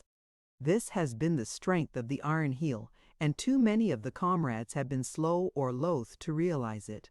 Many of them have ascribed the strength of the Iron Heel to its system of reward and punishment. This is a mistake. Heaven and hell may be the prime factors of zeal in the religion of a fanatic, but for the great majority of the religious, heaven and hell are incidental to right and wrong. Love of the right, desire for the right, unhappiness with anything less than the right, in short, right conduct, is the prime factor of religion. And so with the oligarchy. Prisons, banishment and degradation, honors and palaces and wonder cities are all incidental. The great driving force of the oligarchs is the belief that they are doing right. Never mind the exceptions, and never mind the oppression and injustice in which the Iron Heel was conceived. All is granted. The point is that the strength of the oligarchy today lies in its satisfied conception of its own righteousness. 2.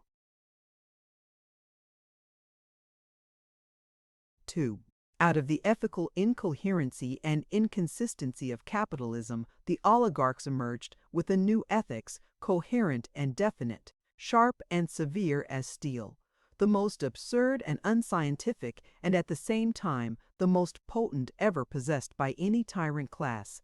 The oligarchs believed their ethics, in spite of the fact that biology and evolution gave them the lie, and because of their faith, for 3 centuries they were able to hold back the mighty tide of human progress, a spectacle, profound, tremendous, puzzling to the metaphysical moralist, and one that to the materialist is the cause of many doubts and reconsiderations. For that matter, the strength of the revolution, during these frightful 20 years, has resided in nothing else than the sense of righteousness. In no other way can be explained our sacrifices and martyrdoms.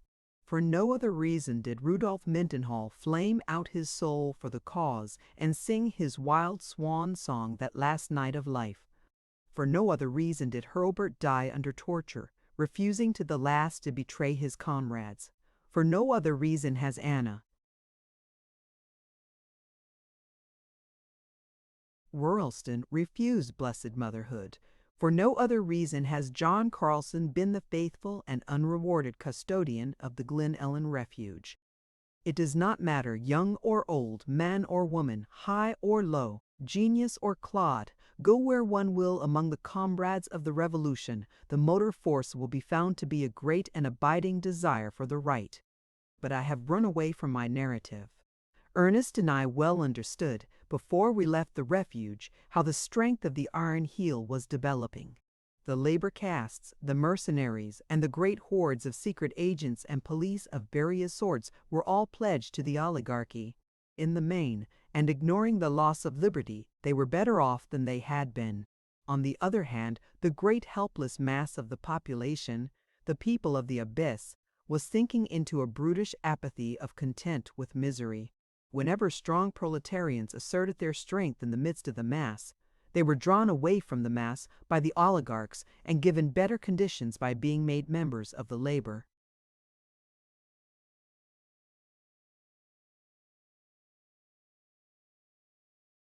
Castes, or of the mercenaries. Thus discontent was lulled, and the proletariat robbed of its natural leaders. The condition of the people of the abyss was pitiable. common school education, so far as they were concerned, had ceased. They lived like beasts in great squalid labor ghettos, festering in misery and degradation. All their old liberties were gone. They were labor slaves. Choice of work was denied them. Likewise was denied them the right to move from place to place, or the right to bear or possess arms. They were not land serfs like the farmers. They were machine serfs and labor serfs.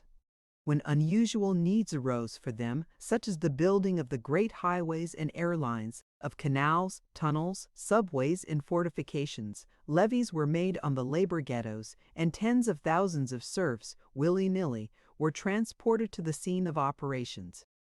Great armies of them are toiling now at the building of artists, housed in wretched barracks where family life cannot exist, and where decency is displaced by dull bestiality.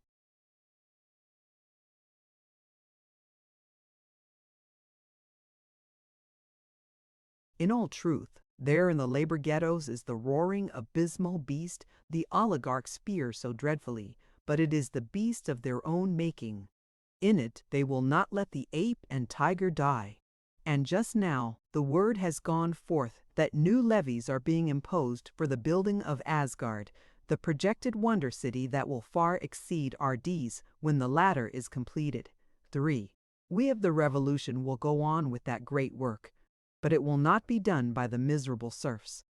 The walls and towers and shafts of that fair city will arise to the sound of singing, and into its beauty and wonder will be woven, not sighs and groans, but music and laughter. Hack. 3. Ardis was completed in 1942 AD. Asgard was not completed until 1984 AD. It was 52 years in the building, during which time a permanent army of 500,000 serfs was employed. At times these numbers swell to over 1 million without any account being taken of the hundreds of thousands of the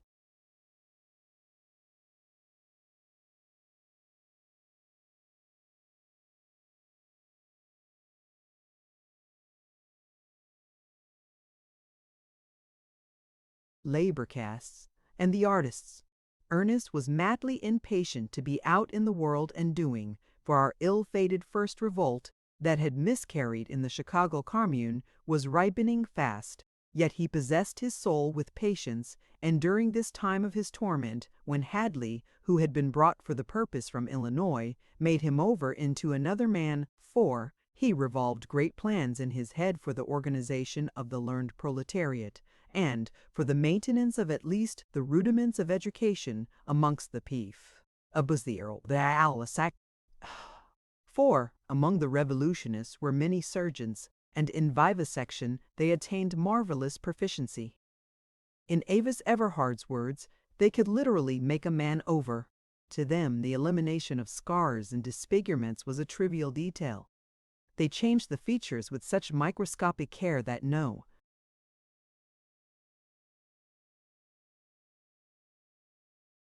traces were left of their handiwork. The nose was a favorite organ to work upon. Skin grafting and hair transplanting were among their commonest devices. The changes in expression they accomplished were wizard-like. Eyes and eyebrows, lips, mouths, and ears were radically altered. By cunning operations on tongue, throat, larynx, and nasal cavities, a man's whole enunciation and manner of speech could be changed. Desperate times give meat for desperate remedies, and the surgeons of the Revolution rose to the need. Among other things, they could increase an adult's stature by as much as 4 or 5 inches, and decrease it by 1 or 2 inches. What they did is today a lost art. We have no need for it. It was not until January 1917 that we left the refuge. All had been arranged. We took our place at once as agents provocateurs in the scheme of the Iron Heel. I was supposed to be Ernest's sister. By oligarchs and comrades on the inside who were high in authority, place had been made for us. We were in possession of all necessary documents, and our pasts were accounted for. With help on the inside. This was not difficult, for in that shadow world of Secret Service identity was nebulous. Like ghosts, the agents came and went, obeying commands, fulfilling duties, following clues, making their reports often to officers they never saw or cooperating with other agents they had never seen before and would never see again.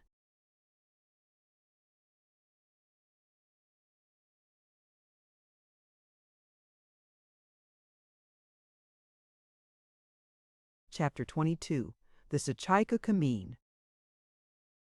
As agents provocateurs, not alone were we able to travel a great deal, but our very work threw us in contact with the proletariat and with our comrades, the revolutionists. Thus, we were in both camps at the same time, ostensibly serving the Iron Heel and secretly working with all our might for the cause. There were many of us in the various secret services of the oligarchy, and despite the shakings up and reorganizations the secret services have undergone, they have never been able to weed all of us out.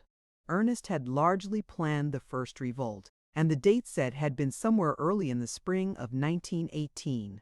In the fall of 1917 we were not ready. Much remained to be done, and when the revolt was precipitated, of course it was doomed to failure. The plot of necessity was frightfully intricate, and anything premature was sure to destroy it. This the Iron Heel foresaw and laid its schemes accordingly.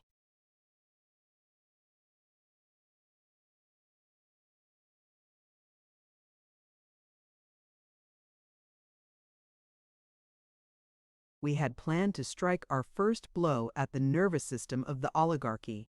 The latter had remembered the general strike and had guarded against the defection of the telegraphers by installing wireless stations in the control of the mercenaries. We, in turn, had countered this move. When the signal was given, from every refuge, all over the land and from the cities and towns and barracks, devoted comrades were to go forth and blow up the wireless stations. Thus, at the first shock would the Iron Heel be brought to earth and lie practically dismembered. At the same moment, other comrades were to blow up the bridges and tunnels and disrupt the whole network of railroads. Still further, other groups of comrades, at the signal, were to seize the officers of the mercenaries and the police, as well as all oligarchs of unusual ability or who held executive positions. Thus would the leaders of the enemy be removed from the field of the local battles that would inevitably be fought all over the land.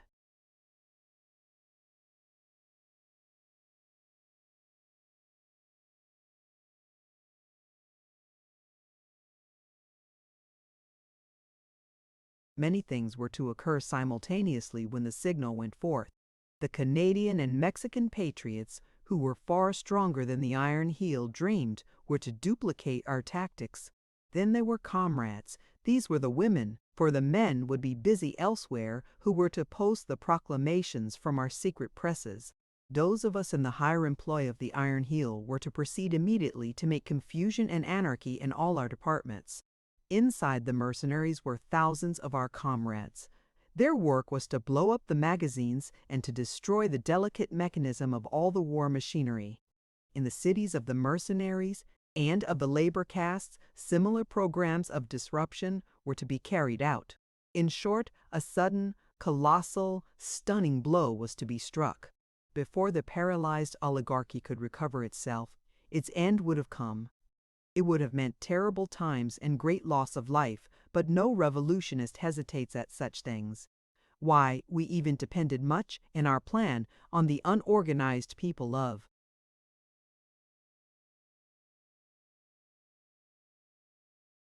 the abyss. They were to be loosed on the palaces and cities of the masters. Never mind the destruction of life and property. Let the abysmal brute roar, and the police and mercenaries slay. The abysmal brute would roar anyway, and the police and mercenaries would slay anyway. It would merely mean that various dangers to us were harmlessly destroying one another. In the meantime, we would be doing our own work, largely unhampered, and gaining control of all the machinery of society. Such was our plan, every detail of which had to be worked out in secret and, as the day drew near, communicated to more and more comrades. This was the danger point, the stretching of the conspiracy. But that danger point was never reached. Through its spy system, the Iron Heel got wind of the revolt and prepared to teach us another of its bloody lessons. Chicago was the devoted city selected for the instruction, and well were we instructed.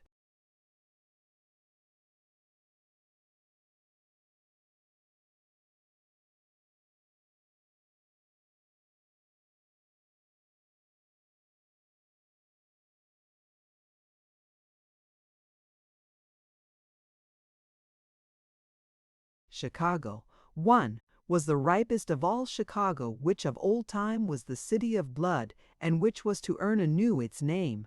There the revolutionary spirit was strong. Too many bitter strikes had been curbed there in the days of capitalism for the workers to forget and forgive. Even the labor castes of the city were alive with revolt. Too many heads had been broken in the early strikes. Despite their changed and favorable conditions, their hatred for the master class had not died.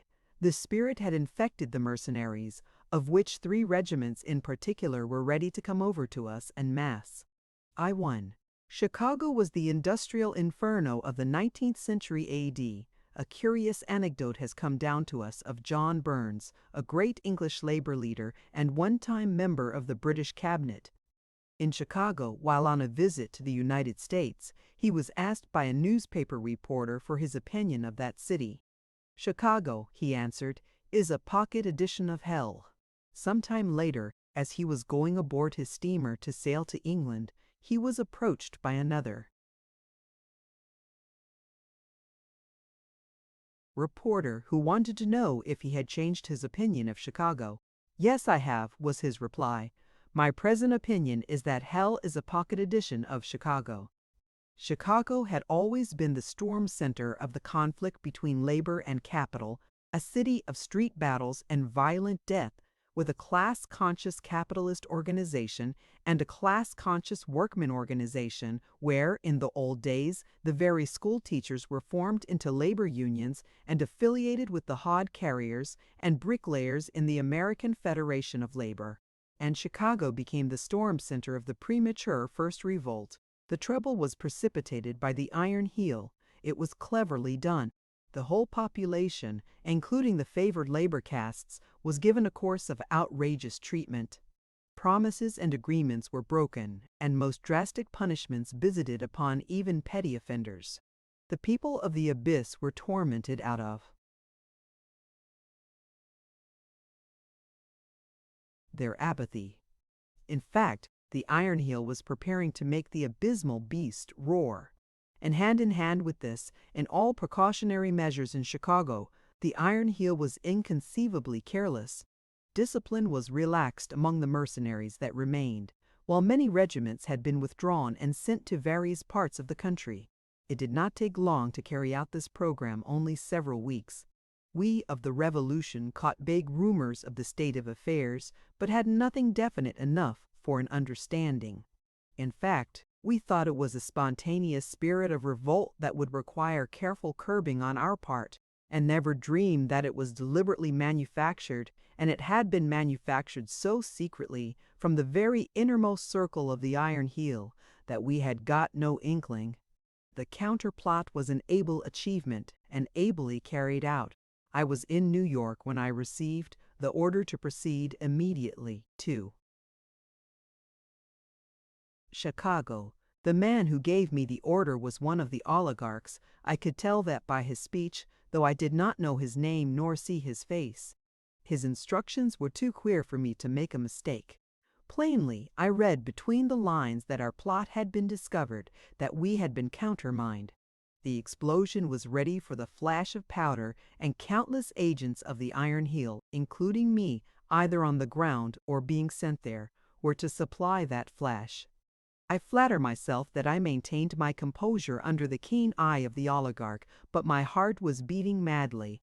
I could almost have shrieked and flown at his throat with my naked hands before his final cold-blooded instructions were given. Once out of his presence, I calculated the time. I had just the moments to spare, if I were lucky, to get in touch with some local leader before catching my train. Guarding against being trailed, I made a rush of it for the emergency hospital. Luck was with me, and I gained access at once to Comrade Galvin, the surgeon in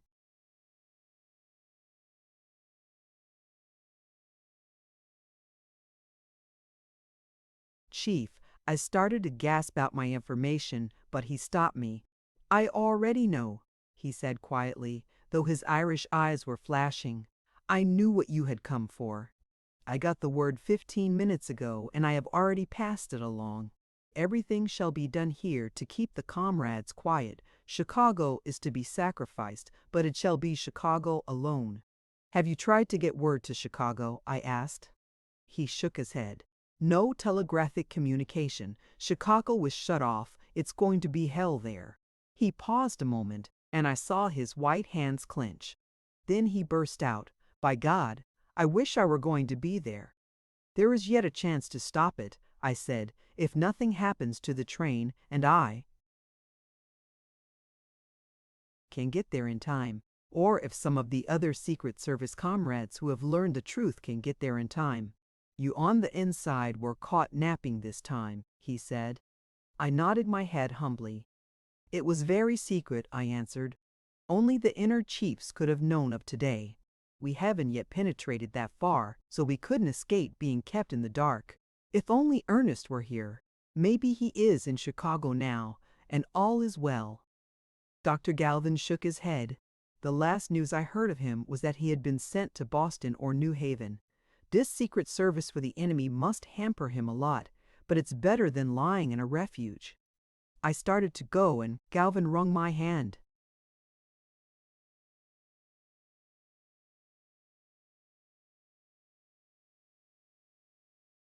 "Keep a stout heart," were his parting words. "What if the first revolt is lost? There will be a second, and we will be wiser then. Goodbye and good luck. I don't know whether I'll ever see you again. It's going to be hell there, but I'd give 10 years of my life for your chance to be in it." The 20th Century, too, left New York at 6 in the evening and was supposed to arrive at Chicago at 7 next morning. But it lost time that night. We were running behind another train. Among the travelers in my Pullman was Comrade Hartman, like myself in the Secret Service of the Iron Heel. He it was who told me of the train that immediately preceded us. It was an exact duplicate of our train, though it contained no passengers. The idea was that the empty train should receive the disaster were an attempt made to blow up the 20th century. For that matter, there were very few people on the train, only a baker's dozen in our car.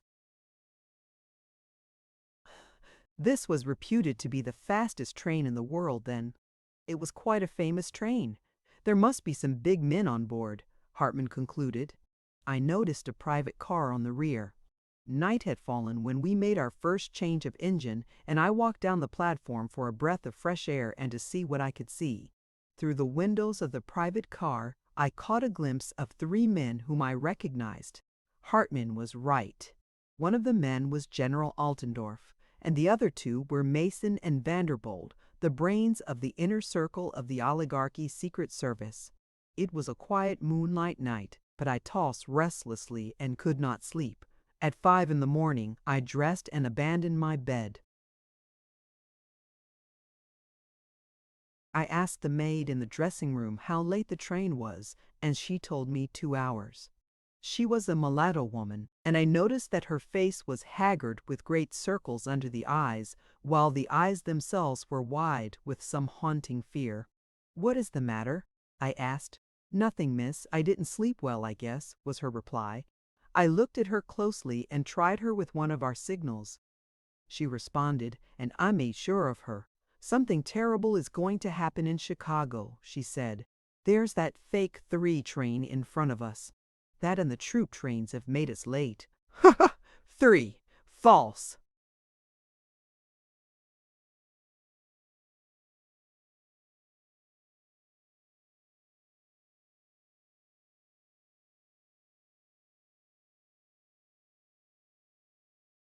"Troop trains?" I queried. She nodded her head. "The line is thick with them. We've been passing them all night, and they're all heading for Chicago. And bringing them over the airline, that means business. I've a lover in Chicago," she added apologetically. "He's one of us, and he's in the mercenaries, and I'm afraid for him." Poor girl. Her lover was in one of the 3 disloyal regiments. Hartman and I had breakfast together in the dining car, and I forced myself to eat. The sky had clouded, and the train rushed on like a sullen thunderbolt through the gray pall of advancing day. The very Negroes that waited on us knew that something terrible was impending. Oppression sat heavily upon them. The lightness of their natures had ebbed out of them. They were slack and absent, minded in their service, and they whispered gloomily to one another in the far end of the car next to the kitchen. Hartman was hopeless over the situation. "What can we do?" he demanded for the 20th time, with a helpless shrug of the shoulders. He pointed out of the window. "See, all is ready. You can depend upon it that they're holding them like this, 30 or 40 miles outside the city, on every road." He had reference to troop trains on the side track. The soldiers were cooking their breakfasts over fires built on the ground beside the track, and they looked up curiously at us as we thundered past without slackening our terrific speed. All was quiet as we entered Chicago. It was evident nothing had happened yet. In the suburbs, the morning papers came on board the train. There was nothing.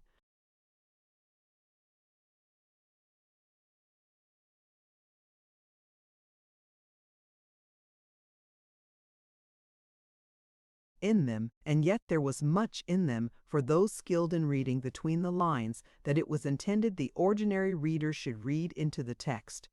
The fine hand of the iron heel was apparent in every column. Glimmerings of weakness in the armor of the oligarchy were given.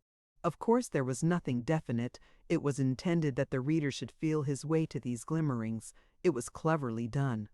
As fiction, those morning papers of October 27th were masterpieces. The local news was missing. This in itself was a masterstroke. It shrouded Chicago in mystery, and it suggested to the average Chicago reader that the oligarchy did not dare give the local news. Hints that were untrue, of course, were given of insubordination all over the land, crudely disguised with complacent references to punitive measures to be taken. There were reports of numerous wireless stations that had been blown up, with heavy rewards offered for the detection of the perpetrators. Of course, no wireless stations had been.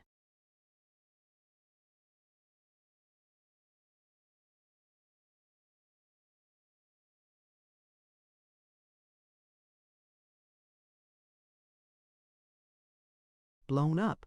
Many similar outrages that dovetailed with the plot of the revolutionists were given. The impression to be made on the minds of the Chicago comrades was that the general revolt was beginning, albeit with the confusing miscarriage in many details.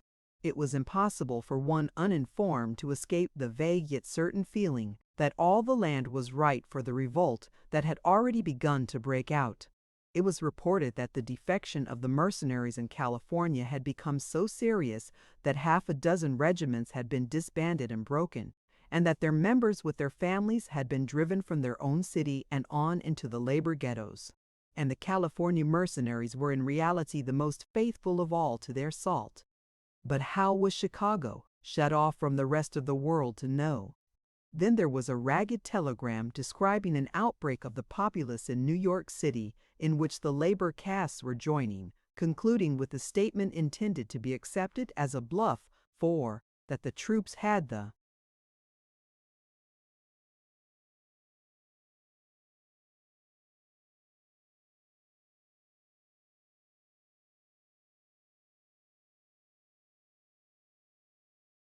situation in hand. For a lie. And as the oligarchs had done with the morning papers, so had they done in 1,000 other ways. These we learned afterward as, for example, the secret messages of the oligarchs, sent with the express purpose of leaking to the ears of the revolutionists, that had come over the wires, now and again, during the first part of the night. "I guess the Iron Heel won't need our services," Hartman remarked, putting down the paper he had been reading when the train pulled into the central depot. "They wasted their time sending us here. Their plans have evidently prospered better than they expected. Hell will break loose any second now." He turned and looked down the train as we alighted.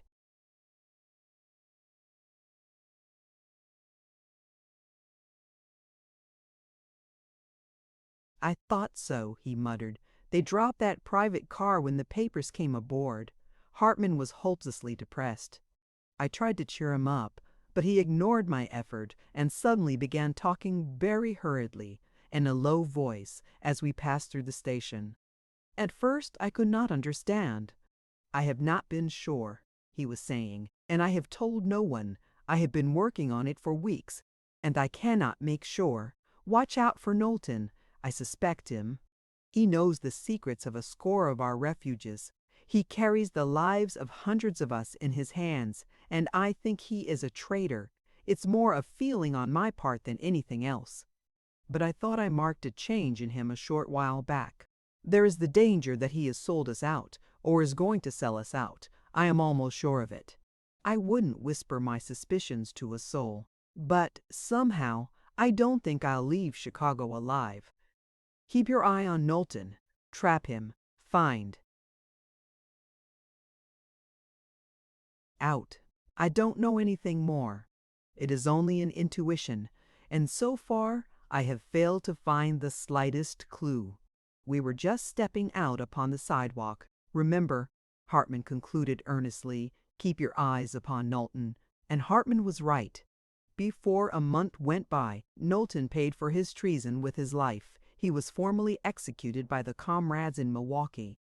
All was quiet on the streets, too quiet. Chicago lay dead. There was no roar and rumble of traffic. There were not even cabs on the streets. The surface cars and the elevated were not running. Only occasionally, on the sidewalks, were there stray pedestrians, and these pedestrians did not loiter. They went their ways with great haste and definiteness. Withal, there was a curious indecision in their movements, as though they expected the buildings to topple over on them, or the sidewalks to sink under their feet or fly up in the air. A few Gaymans, however, were around, and their eyes, a suppressed eagerness and anticipation of wonderful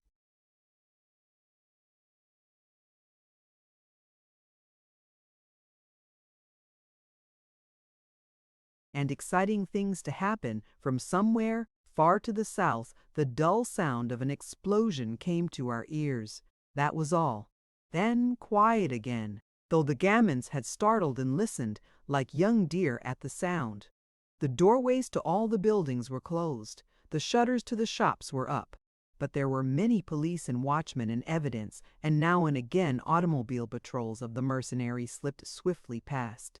Hartman and I agreed that it was useless to report ourselves to the local chiefs of the Secret Service. Our failure so to report would be excused, we knew, in the light of subsequent events. So we headed for the great labor ghetto on the south side in the hope of getting in contact with some of the comrades. Too late. We knew it. But we could not stand still and do nothing in those ghastly silent streets. Where was Ernest? I was wondering. What was happening in the cities of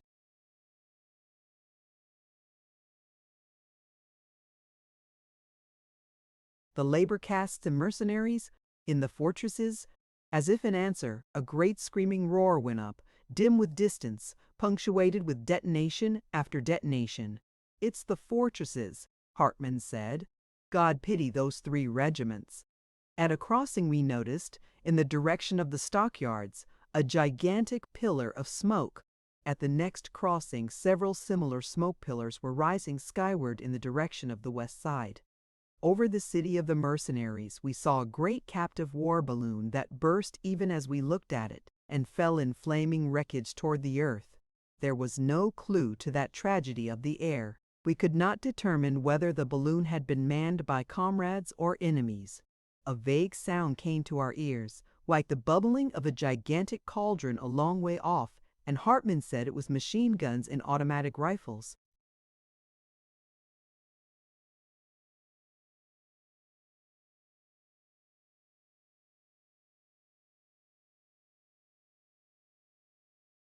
And still we walked in immediate quietude. Nothing was happening where we were. The police and the automobile patrols went by, and once half a dozen fire engines, returning evidently from some conflagration. A question was called to the firemen by an officer in an automobile, and we heard one shout in reply, "No water, they've blown up the mains." We've smashed the water supply, Hartman cried excitedly to me. If we can do all this in a premature, isolated, abortive attempt, what can't we do in a concerted, ripened effort all over the land? The automobile containing the officer who had asked the question darted on. Suddenly there was a deafening roar. The machine, with its human freight, lifted in an upburst of smoke and sank down a mass of wreckage and death. Hartman was jubilant. "Well done, well done," he was repeating over and over in a whisper. "The proletariat gets its lesson today, but it gives one too."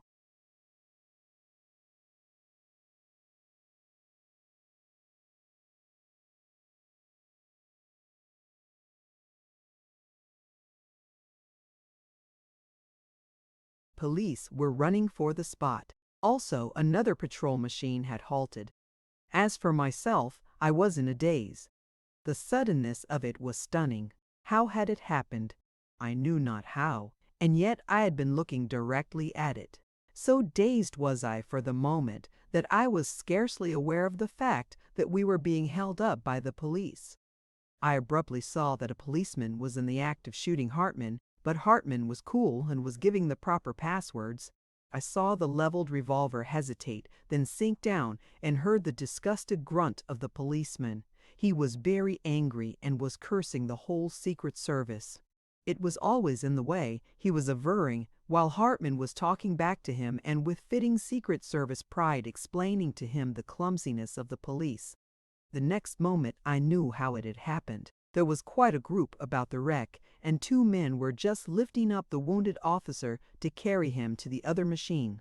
A panic seized all of them, and they scattered in every direction, running in blind terror. The wounded officer roughly dropped, being left behind. The cursing policeman alongside of me also ran, and Hartman and I ran too, we knew not why, obsessed with the same blind terror to get away from that particular spot. Nothing really happened then, but everything was explained. The flying men were sheepishly coming back, but all the while their eyes were raised apprehensively to the many-windowed, lofty buildings that towered like the sheer walls of a canyon on each side of the street. From one of those countless windows the bomb had been thrown. But which window? There had been no second bomb, only a fear of one. Thereafter we looked with speculative comprehension at the windows. Any of them contained possible death. Each building was a possible ambuscade. This was warfare in that modern jungle, a great city. Every street was a canyon, every building a mountain. We had not changed much from primitive man, despite the while. War automobiles that were sliding by. Turning a corner, we came upon a woman. She was lying on the pavement in a pool of blood. Hartman bent over and examined her. As for myself, I turned deathly sick. I was to see many dead that day, but the total carnage was not to affect me, as did this first forlorn body lying there at my feet, abandoned on the pavement. "Shot in the breast," was Hartman's report. Clasped in the hollow of her arm, as a child might be clasped, was a bundle of printed matter.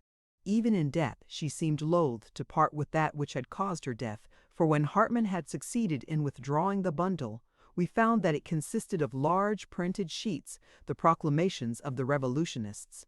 "A comrade," I said, but Hartman only cursed the iron heel, and we passed on. Often we were halted by the police and patrols, but our passwords enabled us to proceed. No.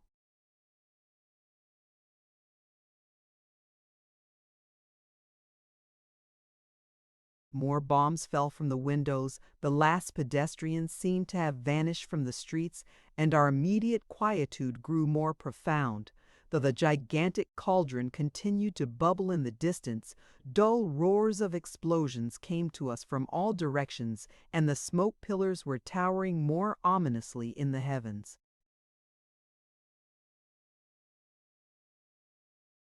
Chapter 23. The People of the Avis. Suddenly a change came over the face of things. A tingle of excitement ran along the air. Automobiles fled past, 2, 3, a dozen, and from them warnings were shouted to us. One of the machines swerved wildly at high speed half a block down, and the next moment, already left well behind it, the pavement was torn into a great hole by a bursting bomb. We saw the police disappearing down the cross streets on the run and knew that something terrible was coming. We could hear the rising roar of it. "Our brave comrades are coming," Hartman said.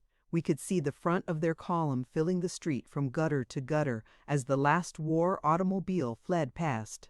The machine stopped for a moment just abreast of us. A soldier leaped from it carrying something carefully in his hands.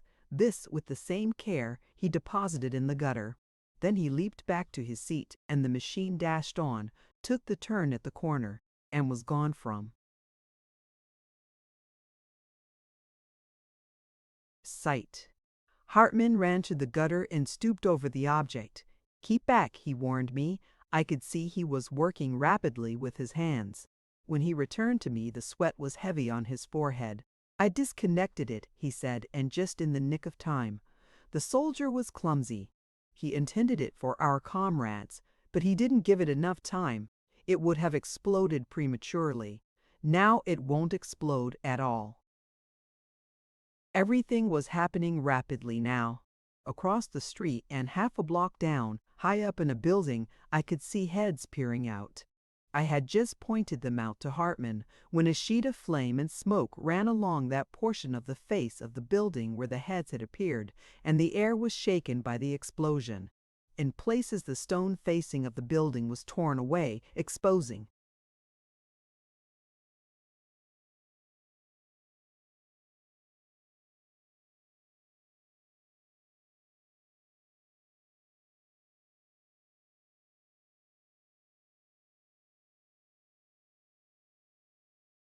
the iron construction beneath. The next moment, similar sheets of flame and smoke smote the front of the building across the street opposite it. Between the explosions, we could hear the rattle of the automatic pistols and rifles. For several minutes, this mid-air battle continued, then died out.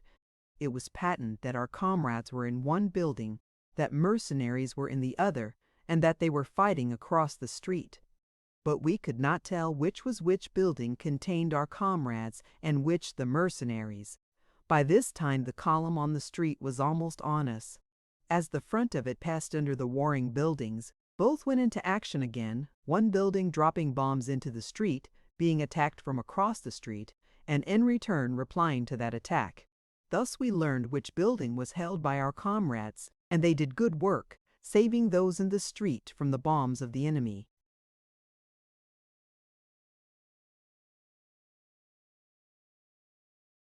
Hartman gripped my arm and dragged me into a wide entrance. "They're not our comrades," he shouted in my ear. The inner doors to the entrance were locked and bolted. We could not escape. The next moment the front of the column went by. It was not a column, but a mob, an awful river that filled the street. The people of the abyss, mad with drink and wrong, up at last and roaring for the blood of their masters. I had seen the people of the abyss before, gone through its ghettos, and thought I knew it. But I found that I was now looking on it for the first time. Dumb apathy had vanished. It was now dynamic, a fascinating spectacle of dread.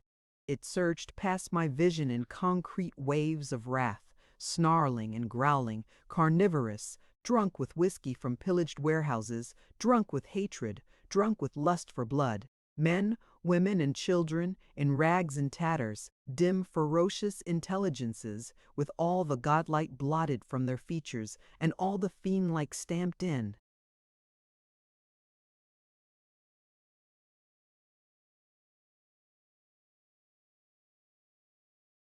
Apis and tigers, anemic consumptus and great hairy beasts of burden, wan faces from which vampire society had sucked the juice of life, bloated forms swollen with physical grossness and corruption, withered hags and death's heads, bearded like patriarchs, festering youth and festering age, faces of fiends, crooked, twisted, misshapen monsters blasted with the ravages of disease, and all the horrors of chronic innutrition, the refuse and the scum of life, a raging predating. And why not? The people of the abyss had nothing to lose but the misery and pain of living. And to gain? Nothing, save one final awful glut of vengeance. And as I looked, the thought came to me that in that rushing stream of human lava were men, comrades, and heroes whose mission had been to rouse the abysmal beast and to keep the enemy occupied in coping with it. And now a strange thing happened to me, a transformation came over me, the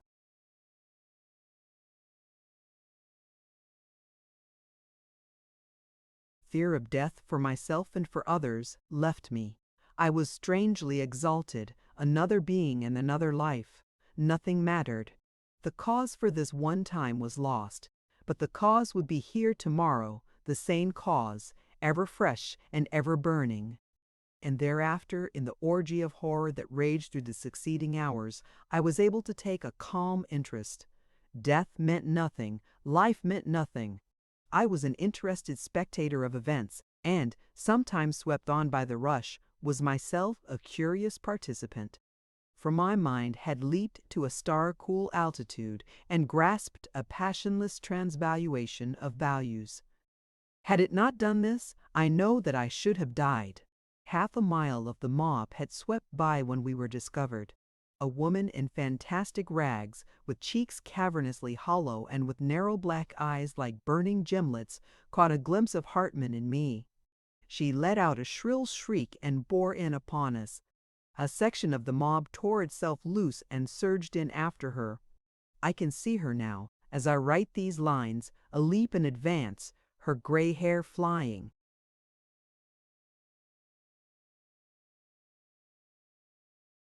In thin tangled strings, the blood dripping down her forehead from some wound in the scalp. In her right hand a hatchet, her left hand, lean and wrinkled, a yellow talon, gripping the air convulsively. Hartman sprang in front of me. This was no time for explanations. We were well dressed, and that was enough. His fist shot out, striking the woman between her burning eyes. The impact of the blow drove her backward, but she struck the wall of her oncoming fellows and bounced forward again, dazed and helpless, the brandished hatchet falling feebly on Hartman's shoulder. The next moment I knew not what was happening. I was overborne by the crowd. The confined space was filled with shrieks and yells and curses. Blows were falling on me. Hands were ripping and tearing at my flesh and garments. I felt that I was being torn to pieces. I was being borne down, suffocated. Some strong hand gripped my shoulder in the thick of the press and was dragging fiercely at me. Between pain and pressure I fainted. Hartman never came out of.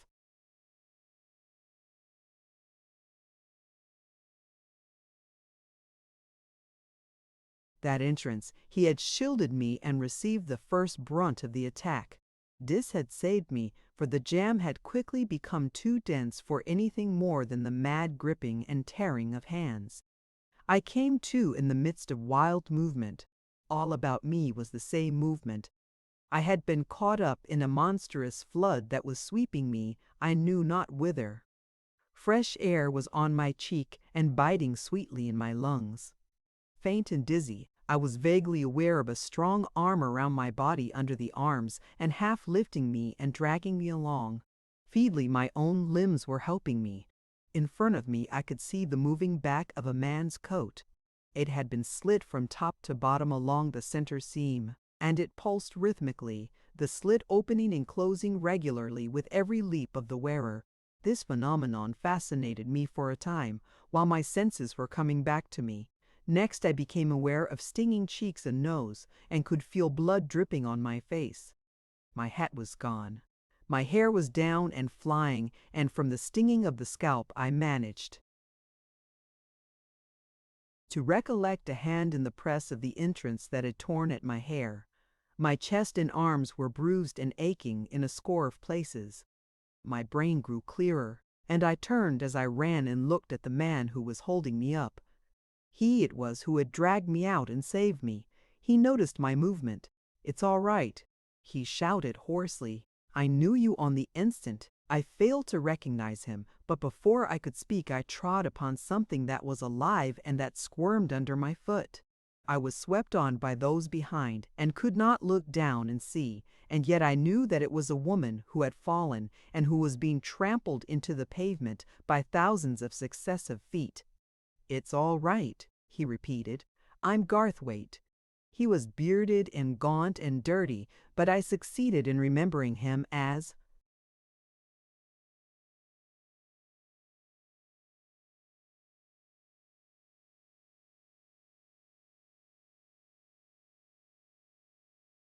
the stalwart youth that had spent several months in our Glen Ellen refuge 3 years before.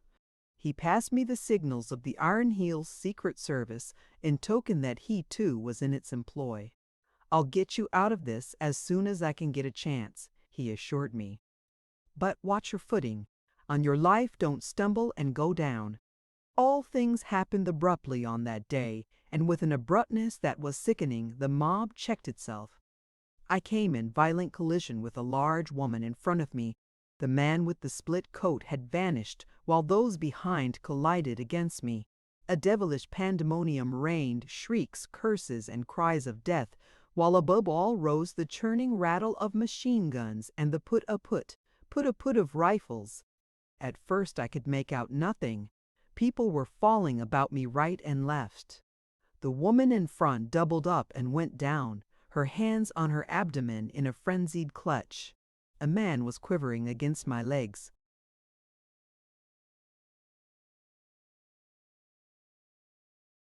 In a death struggle, it came to me that we were at the head of the column. Half a mile of it had disappeared, where or how, I never learned. To this day I do not know what became of that half-mile of humanity. Whether it was blotted out by some frightful bolt of war, whether it was scattered and destroyed piecemeal, or whether it escaped. But there we were, at the head of the column instead of in its middle, and we were being swept out of life by a torrent of shrieking lead. As soon as death had thinned the jam, Garthwaite, still grasping my arm, led a rush of survivors into the wide entrance of an office building. Here, at the rear, against the doors, we were pressed by a panting, gasping mass of creatures. For some time, we remained in this position without a change in the situation. "I did it beautifully," Garthwaite was lamenting to me. "Ran you right into a trap. We had a gambler's chance in the street, but in here there is no chance at all. It's all over but the shouting. Vive la Revolution." Then what he expected began. The mercenaries were killing without quarter. At first the surge back upon us was crushing, but as the killing continued the pressure was eased. The dead and dying went down and made room. Garthwaite put his mouth to my ear and shouted, but in the frightful din I could not catch what he said. He did not wait. He seized me and threw me down. Next he dragged a dying woman over on top of me and, with much squeezing and shoving, crawled in beside me and partly over me. A mound of dead and dying began to pile up over us, and over this mound, pawing and moaning, crept those that still survived. But these too soon ceased, and a semi-silence settled down, broken by groans and sobs and sounds of strangulation. I should have been crushed had it not been for Garthwaite. As it was, it seemed inconceivable that I could bear the weight I did and live, and yet, outside of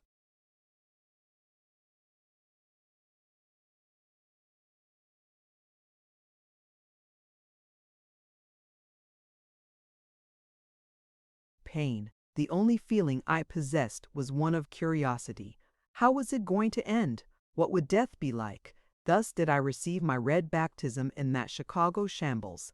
Prior to that, death to me had been a theory, but ever afterward death has been a simple fact that does not matter. It is so easy.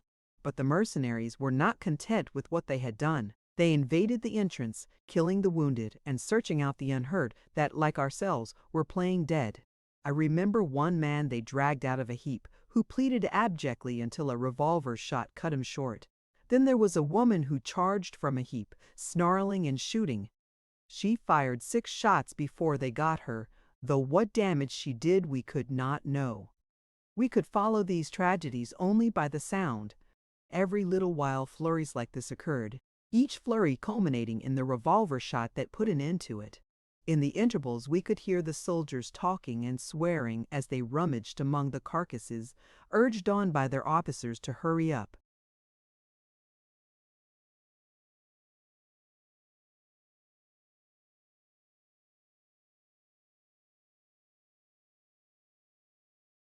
At last, they went to work on our heap, and we could feel the pressure diminish as they dragged away the dead and wounded. Garthwaite began uttering aloud the signals. At first he was not heard. Then he raised his voice. "Listen to that," we heard a soldier say, and next the sharp voice of an officer. "Hold on there, careful as you go." Oh, that first breath of air as we were dragged out. Garthwaite did the talking at first, but I was compelled to undergo a brief examination to prove service with the Iron Heel. Agents provocateurs, all right, was the officer's conclusion. He was a beardless young fellow, a cadet evidently, of some great oligarch family. "It's a hell of a job," Garthwaite grumbled. "I'm going to try and resign and get into the army. You fellows have a snap."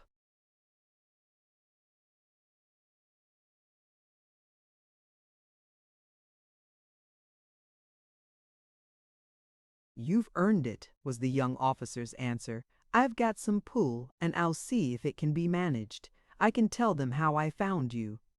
He took Garthwaite's name and number, then turned to me. "And you?" "Oh, I'm going to be married," I answered lightly, "and then I'll be out of it all." And so we talked, while the killing of the wounded went on. It is all a dream now, as I look back on it. But at the time it was the most natural thing in the world. Garthwaite and the young officer fell into an animated conversation over the difference between so-called modern warfare and the present street fighting and skyscraper fighting that was taking place all over the city. I followed them intently, fixing up my hair at the same time and pinning together my torn skirts. And all the time the killing of the wounded went on. Sometimes the revolver.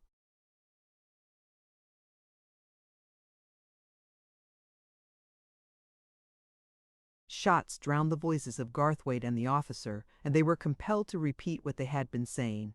I lived through 3 days of the Chicago Commune, and the vastness of it, and of the slaughter may be imagined when I say that in all that time I saw practically nothing outside the killing of the people of the abyss and the mid-air fighting between skyscrapers. I really saw nothing of the heroic work done by the comrades. I could hear the explosions of their mines and bombs, and see the smoke of their conflagrations, and that was all. The mid-air part of one great deed I saw, however, and that was the balloon attacks made by our comrades on the fortresses. That was on the second day. The 3 disloyal regiments had been destroyed in the fortresses to the last man. The fortresses were crowded with mercenaries, the wind blew in the right direction, and up went our balloons from one of the office buildings in the city.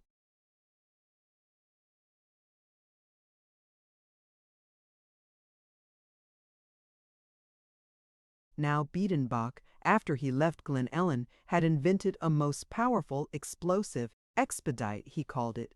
This was the weapon the balloons used. They were only hot air balloons, clumsily and hastily made, but they did the work. I saw it all from the top of an office building. The first balloon missed the fortresses completely and disappeared into the country, but we learned about it afterward. Burton and O'Sullivan were in it. As they were descending, they swept across a railroad directly over a troop train that was heading at full speed for Chicago. They dropped their whole supply of expedite upon the locomotive. The resulting wreck tied the line up for days. And the best of it was that, released from the weight of expedite, the balloon shot up into the air and did not come down for half a dozen miles, both heroes escaping unharmed. The second balloon was a failure. Its flight was lame. It floated too low and was shot full of holes before it could reach the fortresses. Hereford and Guinness were in it, and they were blown to pieces along with the field into which they fell.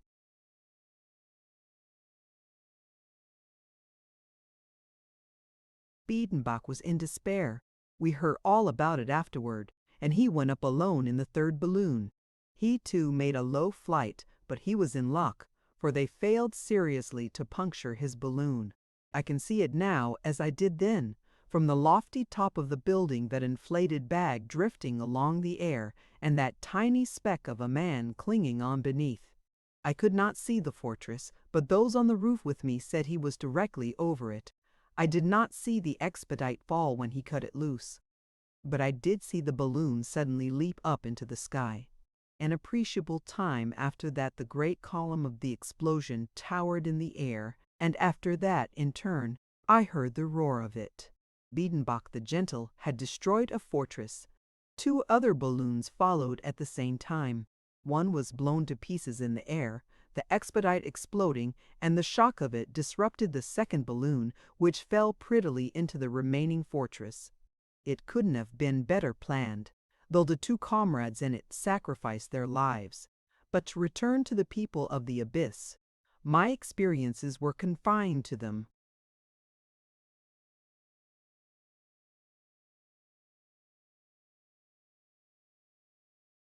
They raged and slaughtered and destroyed all over the city proper, and were in turn destroyed, but never once did they succeed in reaching the city of the oligarchs over on the west side.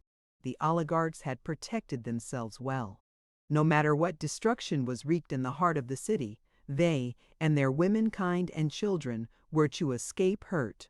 I am told that their children played in the parks during those terrible days, and that their favorite game was an imitation of their elders, stamping upon the proletariat. But the mercenaries found it no easy task to cope with the people of the abyss, and at the same time fight with the comrades. Chicago was true to her traditions, and though a generation of revolutionists was wiped out, it took along with it pretty close to a generation of its enemies. Of course, the Iron Heel kept the figures secret, but at a very conservative estimate, at least 130,000 mercenaries were slain. But the comrades had no chance. Instead of the whole country being hand in revolt, they were all alone, and the total.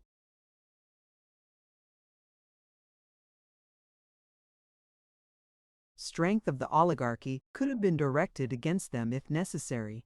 As it was, hour after hour, day after day, in endless trainloads by hundreds of thousands, the mercenaries were hurled into Chicago.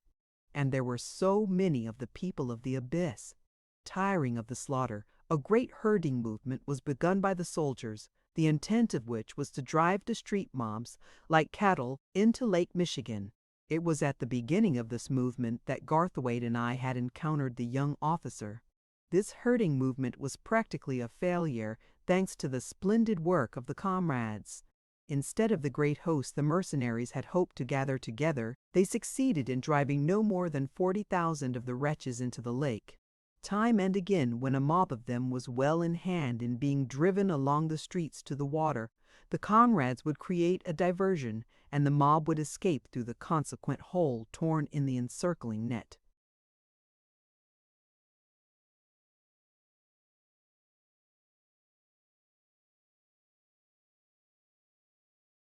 Garthwaite and I saw an example of this shortly after meeting with the young officer.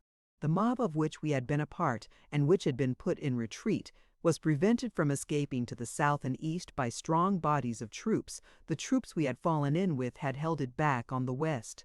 The only outlet was north, and north it went toward the lake, driven on from east and west and south by machine gun fire and automatics. Whether it divined that it was being driven toward the lake, or whether it was merely a blind squirm of the monster, I do not know. But at any rate, the mob took a cross street to the west, turned down the next street, and came back upon its track, heading south toward the great ghetto. Garthwaite and I at that time were trying to make our way westward to get out of the territory of street fighting, and we were caught right in the thick of it again. As we came to the corner, we saw the howling mob bearing down upon us. Garthwaite seized my arm, and we were just starting to run when he dragged me back from in front of the wheels of half a dozen war automobiles equipped with machine guns that were rushing for the spot. Behind them came the soldiers with their automatic rifles. By the time they took position, the mob was upon them, and it looked as though they would be overwhelmed before they could get into action. Here and there, a soldier was discharging his rifle, but this scattered fire had no effect in checking the mob. On it came, bellowing with brute rage. It seemed the machine guns could not get started. The automobiles on which they were mounted blocked the street, compelling the soldiers to find positions in, between, and on the sidewalks. More and more soldiers were arriving, and in the jam we were unable to get away. Garthwaite held me by the arm, and we pressed close against the front of a building. The mob was no more than 25 feet away when the machine guns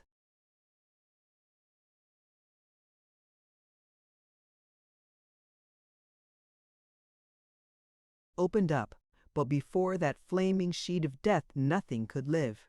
The mob came on, but it could not advance. It piled up in a heap, a mound, a huge and growing wave of dead and dying. Those behind urged on, and the column, from gutter to gutter, telescoped upon itself.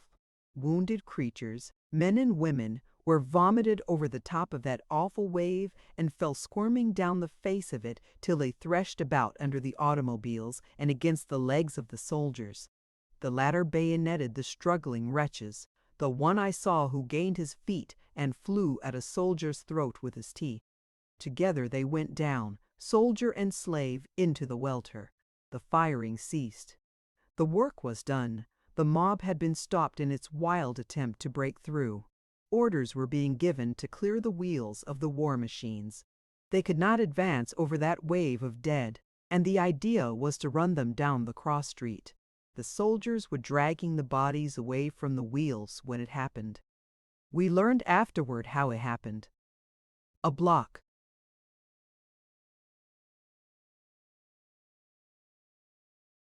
distant and 100 of our comrades had been holding a building. Across roofs and through buildings they made their way till they found themselves looking down upon the close-packed soldiers. Then it was counter-massacre. Without warning, a shower of bombs fell from the top of the building. The automobiles were blown to fragments along with many soldiers. We, with the survivors, swept back in mad retreat. Half a block down another building opened fire on us. As the soldiers had carpeted the street with dead slaves, so in turn did they themselves become carpet. Garthwaite and I bore charmed lives.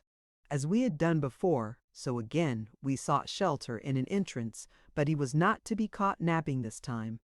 As the roar of the bombs died away, he began peering out. "The mob's coming back," he called to me. "We've got to get out of this." We fled hand in hand down the bloody pavement, slipping and sliding and making for the corner. Down the cross street we could see a few soldiers still running. Nothing was happening to them. The way was clear. So we paused a moment and looked back.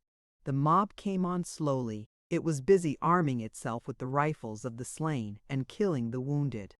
We saw the end of the young officer who had rescued us.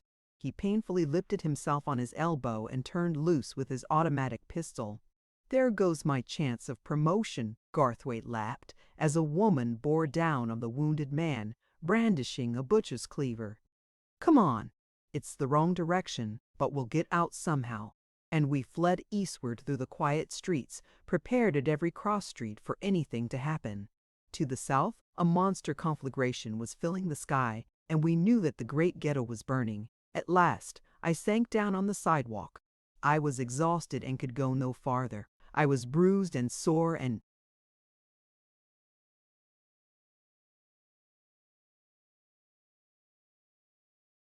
aching in every limb. Yet I could not escape smiling at Garthwaite, who was rolling his cigarette and saying, "I know I'm making a mess of rescuing you, but I can't get head nor tail of the situation. It's all a mess. Every time we try to break out, something happens and we're turned back. We're only a couple of blocks now from where I got you out of that entrance. Friend and foe are all mixed up. It's chaos. You can't tell who is in those darned buildings. Try to find out, and you get a bomb on your head. Try to go peaceably on your way, and you run into a mob and are killed by machine guns, or you run into the mercenaries and are killed by your own comrades from a roof. And on the top of it all, the mob comes along and kills you too. He shook his head dolefully, lighted his cigarette, and sat down beside me. "And I'm that hungry," he added, "I could eat cobblestones."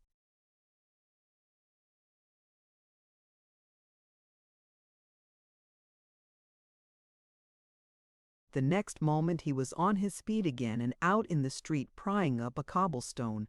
He came back with it and assaulted the window of a store behind us. "It's ground floor and no good," he explained as he helped me through the hole he had made, "but it's the best we can do. You get a nap and I'll reconnoiter. I'll finish this rescue all right, but I want time. Lots of it and something to eat." It was a harness store we found ourselves in, and he fixed me up a couch of horse blankets in the private office well to the rear. To add to my wretchedness, a splitting headache was coming on, and I was only too glad to close my eyes and try to sleep. "I'll be back," were his parting words.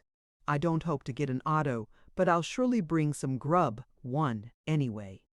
Quote, "Food."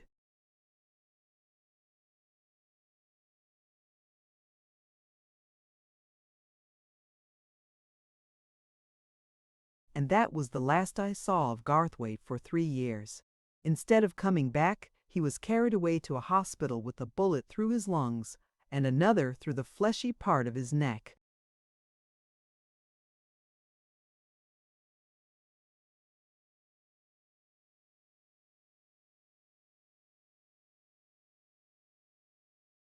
Chapter 24, Nightmare. I had not closed my eyes the night before on the 20th century, and what of that? And of my exhaustion, I slept soundly. When I first awoke, it was night. Garthwaite had not returned. I had lost my watch and had no idea of the time. As I lay with my eyes closed, I heard the same dull sound of distant explosions. The inferno was still raging. I crept through the store to the front. The reflection from the sky of vast conflagrations made the street almost as light as day. One could have read the finest print with ease. From several blocks away came the crackle of small hand bombs and the churning of machine guns, and from a long way off came a long series of heavy explosions. I crept back to my horse blankets and slept again. When next I awoke, a sickly yellow light was filtering in on me.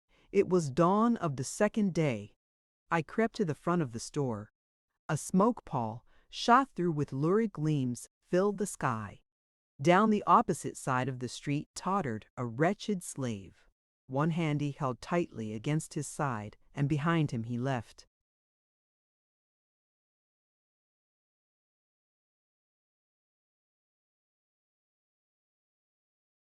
a bloody trail. His eyes roved everywhere, and they were filled with apprehension and dread. Once he looked straight across at me, and in his face was all the dumb pathos of the wounded and hunted animal. He saw me, but there was no kinship between us, and with him, at least, no sympathy of understanding, for he cowered perceptibly and dragged himself on. He could expect no aid in all God's world. He was a helot in the great hunt of helots that the masters were making. All he could hope for, all he sought, was some hole to crawl away in and hide like any animal. The sharp clang of a passing ambulance at the corner gave him a start. Ambulances were not for such as he. With a groan of pain, he threw himself into a doorway. A minute later, he was out again and desperately hobbling on. I went back to my horse blankets and waited an hour for Garthwaite. My headache had not gone away. On the contrary, it was increasing. It was by an effort of will only that I was able to open my eyes and look at objects. And with the opening of my eyes and the looking came intolerable torment, also a great pulse was beating in my brain. Weak and reeling, I went out through the broken window and down the street, seeking to escape, instinctively and gropingly, from the awful shambles. And thereafter I lived nightmare. My memory of what happened in the succeeding hours is the memory one would have of nightmare. Many events are focused sharply on my brain, but between these indelible pictures I retain are intervals of unconsciousness. What occurred in those intervals I know not, and never shall know. I remember stumbling at the corner over the legs of a man, It was the poor hunted wretch that had dragged himself past my hiding place. How distinctly do I remember his poor, pitiful, gnarled hands as he lay there on the pavement, hands that were more hoof and claw than hands, all twisted and distorted by the toil of all his days, with on the palms a horny growth of callus a half-inch thick. And as I picked myself up and started on, I looked into the face of the thing and saw that it still lived. For the eyes, dimly intelligent, were looking at me, and, seeing me, after that came a kindly blank. I knew nothing, saw nothing, merely tottered on in my quest for safety. My next nightmare vision was a quiet street of the dead. I came upon it abruptly, as a wanderer in the country would come upon a flowing stream, only this stream I gazed upon did not flow. It was congealed in death. From pavement to pavement, and covering the sidewalks, it lay there, spread out quite evenly, with only here and there a lump or mound of bodies to break the surface. Poor driven people of the abyss, hunted helots, they lay there as the rabbits in California after a drive. One, up the street, and down I looked. There was no movement, no sound. The quiet buildings looked down upon the scene from their many windows, and once only, I saw an arm that moved in that dead stream. I swear I saw it move, with a strange writhing gesture of agony, and with it lifted a head, gory with nameless horror, that gibbered at me and then lay down again and moved no more.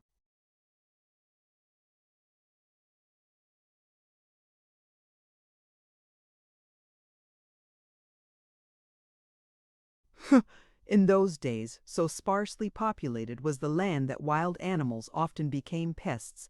In California, the custom of rabbit driving obtained. On a given day, all the farmers in a locality would assemble and sweep across the country in converging lines, driving the rabbits by scores of thousands into a prepared enclosure where they were clubbed to death by men and boys. I remember another street with quiet buildings on either side, and the panic that smote me into consciousness, as again I saw the people of the abyss, but this time in a stream that flowed and came on. And then I saw there was nothing to fear.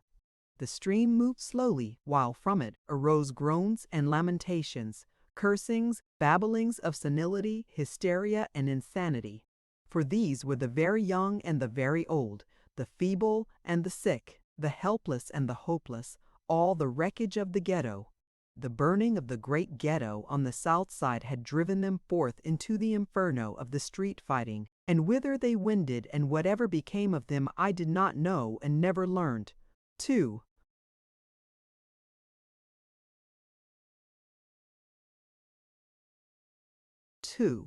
It was long a question of debate whether the burning of the South Side ghetto was accidental or whether it was done by the mercenaries, but it is definitely settled now that the ghetto was fired by the mercenaries under orders from their chiefs. I have faint memories of breaking a window and hiding in some shop to escape a street mob that was pursued by soldiers. Also, a bomb burst near me once, in some still street where, look as I would, up and down, I could see no human being. But my next sharp recollection begins with the crack of a rifle and an abrupt becoming aware that I am being fired at by a soldier in an automobile. The shot missed, and the next moment I was screaming and motioning the signals. My memory of riding in the automobile is very hazy, though this ride, in turn, is broken by one vivid picture. The crack of the rifle of the soldier sitting beside me made me open my eyes, and I saw George Milford, whom I had known in the Pell Street days, sinking slowly down to the sidewalk, even as he sank the lumber enamels.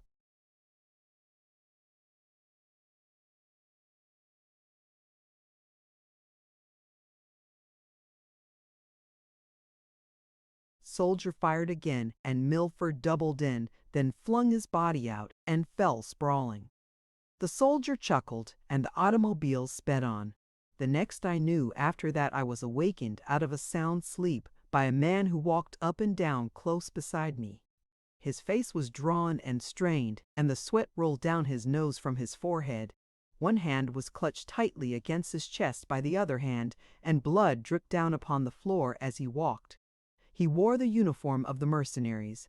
From without, as through thick walls, came the muffled roar of bursting bombs. I was in some building that was locked in combat with some other building. A surgeon came in to dress the wounded soldier, and I learned that it was 2 in the afternoon. My headache was no better, and the surgeon paused from his work long enough to give me a powerful drug that would depress the heart and bring relief. I slept again, and the next I knew I was on top of the building.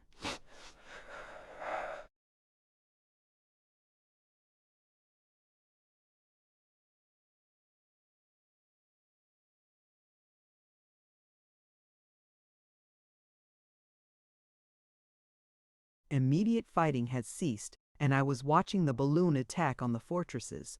Someone had an arm around me, and I was leaning close against him.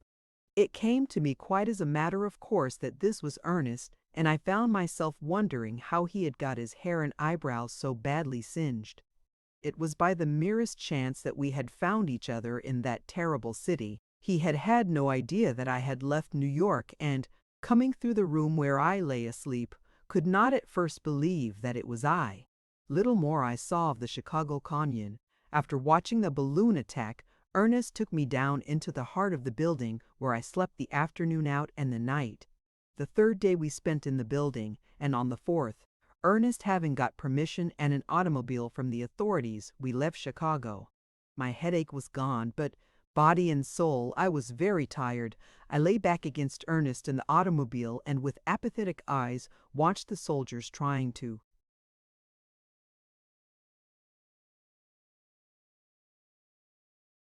get the machine out of the city.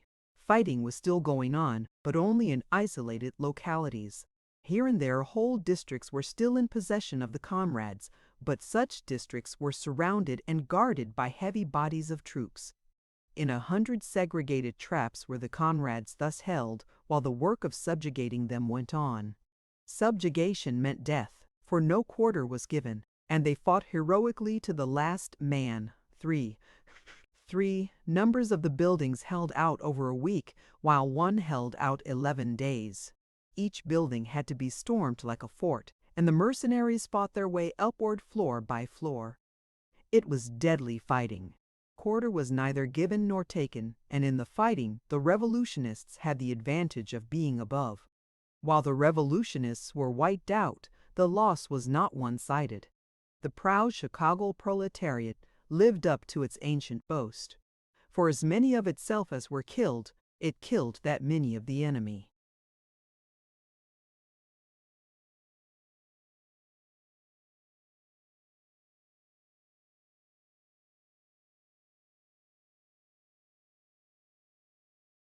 Whenever we approached such localities, the guards turned us back and sent us around. Once, the only way past 2 strong positions of the comrades was through a burnt section that lay between. From either side we could hear the rattle and roar of war, while the automobile picked its way through smoking ruins and tottering walls. Often the streets were blocked by mountains of debris that compelled us to go around. We were in a labyrinth of ruin, and our progress was slow. The stockyards, ghetto, plant, and everything were smoldering ruins. Far off to the right, a wide smoke haze dimmed the sky. The town of Pullman, the soldier chauffeur told us, or what had been the town of Pullman, for it was utterly destroyed. He had driven the machine out there with dispatches on the afternoon of the 3rd day. Some of the heaviest fighting had occurred there, he said, many of the streets being rendered impassable by the heaps of the dead. Swinging around the shattered walls of a building in the Stockyards district, the automobile was stopped by a wave of dead. It was for all the world like a wave tossed up by the sea. It was patent to us what had happened. As the mob charged past the corner, it had been swept at right angles and point-blank range by the machine guns drawn up on the cross street. But disaster had come to the soldiers. A chance bomb must have exploded among them, for the mob, checked until its dead and dying formed the wave, had white-capped and flung forward its foam of living fighting slaves. Soldiers and slaves lay together, torn and mangled, around and over the wreckage of the automobiles and guns. Ernest sprang out. A familiar pair of shoulders in a cotton shirt and a familiar fringe of white hair had caught his eye. I did not watch him, and it was not until he was back beside me and we were speeding on that he said, "It was Bishop Morehouse." Soon we were in the green country, and I took one last glance back at the smoke-filled sky. Faint and far came the low thud of an explosion. Then I turned my face against Ernest's breast and wept softly for the cause that was lost. Ernest's arm about me was eloquent with love. "For this time lost, dear heart," he said, "but not forever, we have learned. Tomorrow the cause will rise again, strong with wisdom and discipline." The automobile drew up at a railroad station. Here we would catch a train to New York. As we waited on the platform, 3 trains thundered past, bound west to Chicago. They were crowded with ragged, unskilled laborers, people of the abyss. "Slave levies for the rebuilding of Chicago?" Ernest said. "You see, the Chicago slaves are all killed."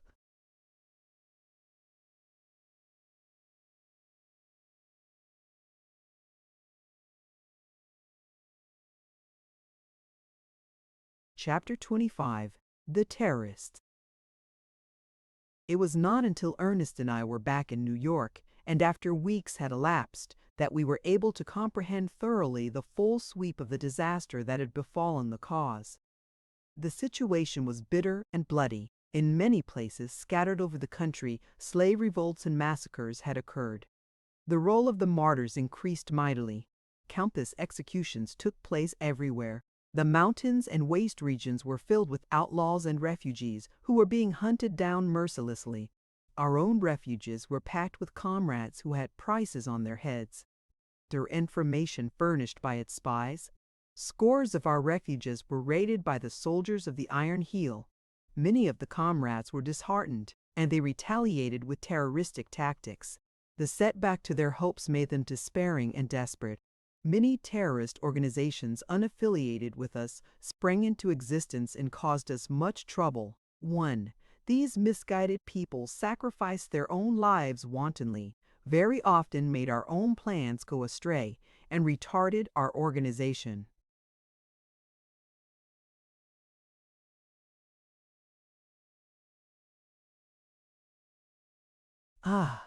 The annals of this short-lived era of despair make bloody reading. Revenge was the ruling motive, and the members of the terroristic organizations were careless of their own lives and hopeless about the future. The Danites, taking their name from the avenging angels of the Mormon mythology, sprang up in the mountains of the Great West and spread over the Pacific coast from Panama to Alaska. The Valkyries were women. They were the most terrible of all.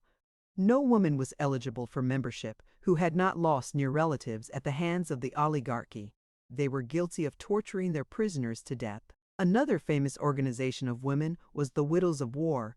A companion organization to the Valkyries was the Berserkers. These men placed no value whatever upon their own lives, and it was they who totally destroyed the great mercenary city of Bologna, along with its population of over 100,000 souls.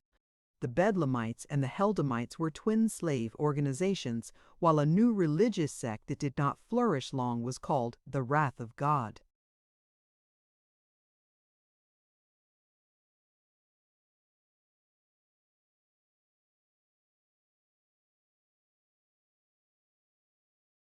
Among others, to show the whimsicality of their deadly seriousness, may be mentioned the following: the Bleeding Hearts, Sons of the Morning Stars, the Flamingos, the Triple Triangles, the 3 Bars, the Rubonics, the Vindicators, the Comanches, and the Arabiesites.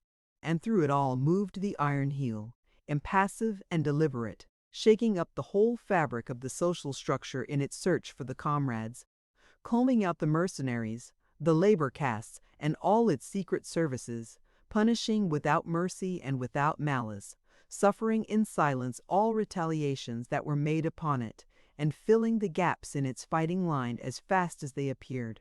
And hand in hand with this, Ernest and the other leaders were hard at work reorganizing the forces of the revolution. The magnitude of the task may be understood when it is taken into 2. This is the end of the Everhard manuscript. It breaks off abruptly in the